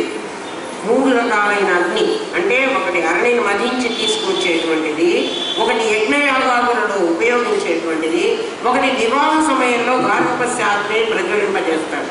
పెళ్ళిళ్ళప్పుడు గార్హపస్య అగ్ని తయారు చేసి ఆ అగ్ని దగ్గర సప్త ఋషులని ఆవాహన చేసి ఆ పెళ్లి కూతురు చేత అన్నం వండిస్తారు. స్థాళీ పాకం అంటారు దాన్ని. మీకు పెళ్లి మంత్రాలు తెలియదు, నేను రాసి పంపిస్తానండి. ఆ అన్నం వండుతారు. వండి ఆ రోజు నుంచి ఆ అమ్మాయి ఏం చేయాలంటే ఒక చిన్న కప్పు పెట్టి ఆ కప్పులో ఇన్ని గింజలు బియ్యం వేసి ఒక కర్రపుల పెట్టి ఆ అమ్మాయితో దంపిస్తారు. అంటే ఒట్టు దంచాలి, చెరగాలి, ఆ బియ్యం అక్కడే అగ్నిలో గార్హపస్య అగ్నిలో అన్నం వండాలి. ఈ అన్నాన్ని అక్కడ వచ్చిన సప్తఋషులకు పెట్టాలి. ఈమె బాధ్యత అది. నేను వండాలి, నువ్వెందుకు వండవు, మన ఇద్దరం ఒకటే కదా, నేను జాబ్ చేస్తాను, నువ్వు జాబ్ చేయంటే వండే బాధ్యత నీకే పెట్టాను. వాడు ఇప్పుడు అవసరమైతే వండుకుంటే వండుకొని, కాదని చెప్పలేదు. పెళ్ళిలో మనం వండుతానని చెప్పింది. వండుతాననే కాదు, ఇంటికి వచ్చిన వాళ్ళందరికీ అన్నం పెడతానని కూడా చెప్పింది. ఇప్పుడేమో వాళ్ళు రాకూడదు, వీళ్ళు రాకూడదు, ఎవరైనా వస్తే నువ్వు హోటల్ నుంచి తెచ్చిపెట్టుకో. ఎన్నో అమ్మాయిలు అట్లా తయారవుతున్నారు. ఏం చేస్తారు, వద్దులే వాళ్ళని తిప్పది. ధర్మం పోతున్నది. వల్ల ధర్మమే లేకుండా పోయింది. గార్హపస్యము, ఆహవనీయము, దక్షిణాగ్ని అని అగ్ని 3 రకాలు. గార్హపస్య అగ్నిని నిత్య అగ్నిహోత్రంగా వాడు దాచుకోవాలి. పెళ్లి రోజున చేసిన అగ్నిని వాడు దాచుకోవాలి. రోజు నిత్యాగ్నిహోత్రం చేసుకుంటూ ఉండాలి వాడు. ఆ చేసుకున్నది వాడు చచ్చిపోయిన తర్వాత ఆ అగ్నినే వాడి కొడుకు అంత్యేష్టికి తీసుకుపోవాలి. ఇప్పుడు అప్పుడప్పుడు అంటబెట్టి అగ్గిపుల్ల గీసి అలా అగ్గిపుల్ల గీసి అగ్ని చేయకు. ఆ అగ్ని మధించి ఎలాగైతే దివే దివే దివే దివే అంటే రోజు రోజుకి నిహితం ఊహాయ ఆ గర్భవతి లోపల బిడ్డ వలె జాగ్రత్త అవస్థలో ఉన్నవాడు కర్మిష్ఠుడు మానవుడు దివే దివే ఏ అగ్నిని వాడుతున్నావో ఆ అగ్ని హిరణ్యగర్భుడే, వాడే హిరణ్యగర్భుడు. ఆ అగ్నిలో ఉన్న దాహక శక్తి, ఆ తల్లి గర్భంలో ఉన్న శిశువును నెట్టే శక్తి, అక్కడ వాయువు నెడుతుంది, ఇక్కడ దాహక శక్తి దహింపజేస్తుంది. లోపల నిప్పు కాదు, నిప్పులో ఉన్న మంట శక్తి, గాలిలో ఉన్న వీచే శక్తి, ప్రాణశక్తి, నీళ్లలో ఉన్న ప్రాణశక్తి, ఇవన్నీ ఏమిటంటే ఆ హిరణ్యగర్భుడే. అప్పుడు ఏమవుతుంది? పంచభూతాల్లో ఉన్న పంచ తన్మాత్రలు ఆ పరమాత్మే, అదే ఇది. అయితే అది ఇదిగా ఎందుకు కనిపించిందంటే ఇది వివర్తమైంది, అది వివర్తం కాలేదు. తాడు పాములే వివర్తమై కనిపించింది. తాడు తాడుగా ఉన్నప్పుడు జ్ఞానంలో కనిపిస్తుంది. అప్పుడు నీళ్లలో దాహక శక్తి నానాత్వాన్ని కూడా తర్వాత చెప్తారు. నెక్స్ట్ శ్లోకంలో ఈ నానాత్వం ఉండదు అని చెబుతారు. ఆహవనీయము, దక్షిణాగ్ని, గార్హపస్యము అనేటువంటి 3 అగ్నులలో త్రేతాగ్నులు అంటారు వాటిని. ఆ అగ్నిలో ఉండేటువంటి దాహక శక్తి తల్లి గర్భంలో ఉన్న అంటే అగ్నిలో ఉన్న దాహక శక్తి తల్లి గర్భంలో ఉన్న బిడ్డను పంపించే ప్రసవ వాయువు శక్తికి ఎందుకు పోల్సంటే అది ఇది ఒకటే అంటున్నాను. ఇది నిప్పులో దాక్కుని ఉంటుంది, అది మధిస్తేనే బయటికి వస్తుంది. ఈ తల్లి గర్భంలో ఈ శిశువును క్షణం కాస్త కాస్త నెడుతూ ఉంటుందిట. ఆ పెయిన్ వచ్చినప్పుడల్లా ఆ బిడ్డ నింట పడుతుంది, మళ్ళీ అది ఆగిపోతుంది, మళ్ళీ ప్రసవ వాయువు మళ్ళీ రావాలి. ప్రసవ వాయువులు అంటారు. ఆ వాయువు వచ్చి మళ్ళీ నెడుతుంది, మళ్ళీ వాయువు వచ్చి మళ్ళీ నెడుతుంది. అన్ని నొప్పులకు కష్టపడి భరించి ఆమె ఉంది కాబట్టి ఆమెని మాతృదేవోభవ అన్నారు. లేకపోతే పితృదేవోభవ తర్వాతే ఇచ్చారు. తల్లి అంత అంటే తన ప్రాణం పోయినా సరే ఈ బిడ్డను బయటికి తీసుకురావాలి అని ఆమె ప్రయత్నం చేస్తుంది. తేలైతే బిడ్డ తెలంగాణ తల్లి చచ్చిపోతుంది. తేలు గర్భవతి ఏంటంటే తేలు పిల్ల పుట్టితే దానికి పుట్ట పగిలి పిల్లలు బయటికి రావాలి. దాని నిర్మాణం అట్లా ఉంది. తేలు చచ్చిపోతుంది, తేలుకు అమ్మ ఉండదు. ఎవరైనా పుట్టగానే అమ్మ చచ్చిపోయింది, పిల్ల పుట్టగానే అమ్మ చచ్చిపోయింది అంటే అట్లా ఉంటారు కదా తండ్రులు. అటువంటి వాళ్ళు గత జన్మలో వాళ్ళు తేలై ఉంటారు. ఆ తేలును ఊహించుకుని ఉంటారు. అది ఎట్లా ఉంటుందో అట్లా అనుకుని ఉంటారు. అది చావుగానే పిల్ల పుట్టగానే ఇద్దరు సంకల్పం మాత్రం చేతే కదమ్మా జన్మలు వస్తున్నాయి. మనం తెలియకుండా పిచ్చి పిచ్చి సంకల్పాలు చేస్తే పిచ్చి పిచ్చి సార్ నేను చెప్తాను. అంటే ఇప్పుడు గర్భవతిలో ఉన్నటువంటి వాయువు, అగ్నిలో ఉన్నటువంటి దాహకము రెండు ఒకటి అని చెబుతున్నాడు. ఇది వాయువుగా ఉంది, అది దాహకంగా ఉంది. దాన్ని నీకు డిఫరెన్షియేట్ చేయడానికి ఏం చెప్తున్నాడంటే కరెంటు ఒకటే ఉంది శక్తి, అది హీటర్లో పెట్టేటప్పటికి అది వేడిగా నీళ్ళు వస్తున్నాయి, అది ఫ్రీజర్లో పెట్టేటప్పటికి చల్లజేస్తుంది. ఇప్పుడు చల్లబరిచేది వేడి చేసేది ఒకటేనా రెండా? ఒకటి అయితే ఒకలాగే రావాలి కదా, ఒకటి అలా వస్తున్నాయి. అట్లా అర్థం చేసుకోవచ్చు కేతా అని చెప్పారు. అర్థమైందా? ఓం దత్సత్ స్వస్తి ప్రజాభ్య పరిపాలయందాన్యాయేన మార్గేణ మహిన్ మహేష ఓ బ్రాహ్మణేభ్య శుభమస్తు నిత్యం లోకా సమస్తాస్మి లోకబంధు. ఓం పూర్ణమదః పూర్ణమిదం పూర్ణాత్ పూర్ణముదచ్యతే పూర్ణస్య పూర్ణమాదాయ పూర్ణమేవావశిష్యతే. ఓం శాంతి శాంతి శాంతి. ఓం నమో బ్రహ్మాదిభ్యో బ్రహ్మ విద్యా సాంప్రదాయ కర్తృభ్యో వంశఋషిభ్యో గురుభ్యో నమో మహద్భ్యః. సర్వోపద్రవరహిత ప్రజ్ఞానగణః ప్రత్యగతో బ్రహ్మైవ అహమస్మి బ్రహ్మైవ అహమస్మి బ్రహ్మైవ అహమస్మి. ఏతద్వై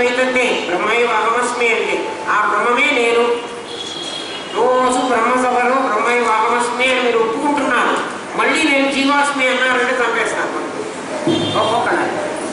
ఏదో జీవత్వం తెచ్చుకోవద్దండి, మీరు జీవుడు కాదు అసలు.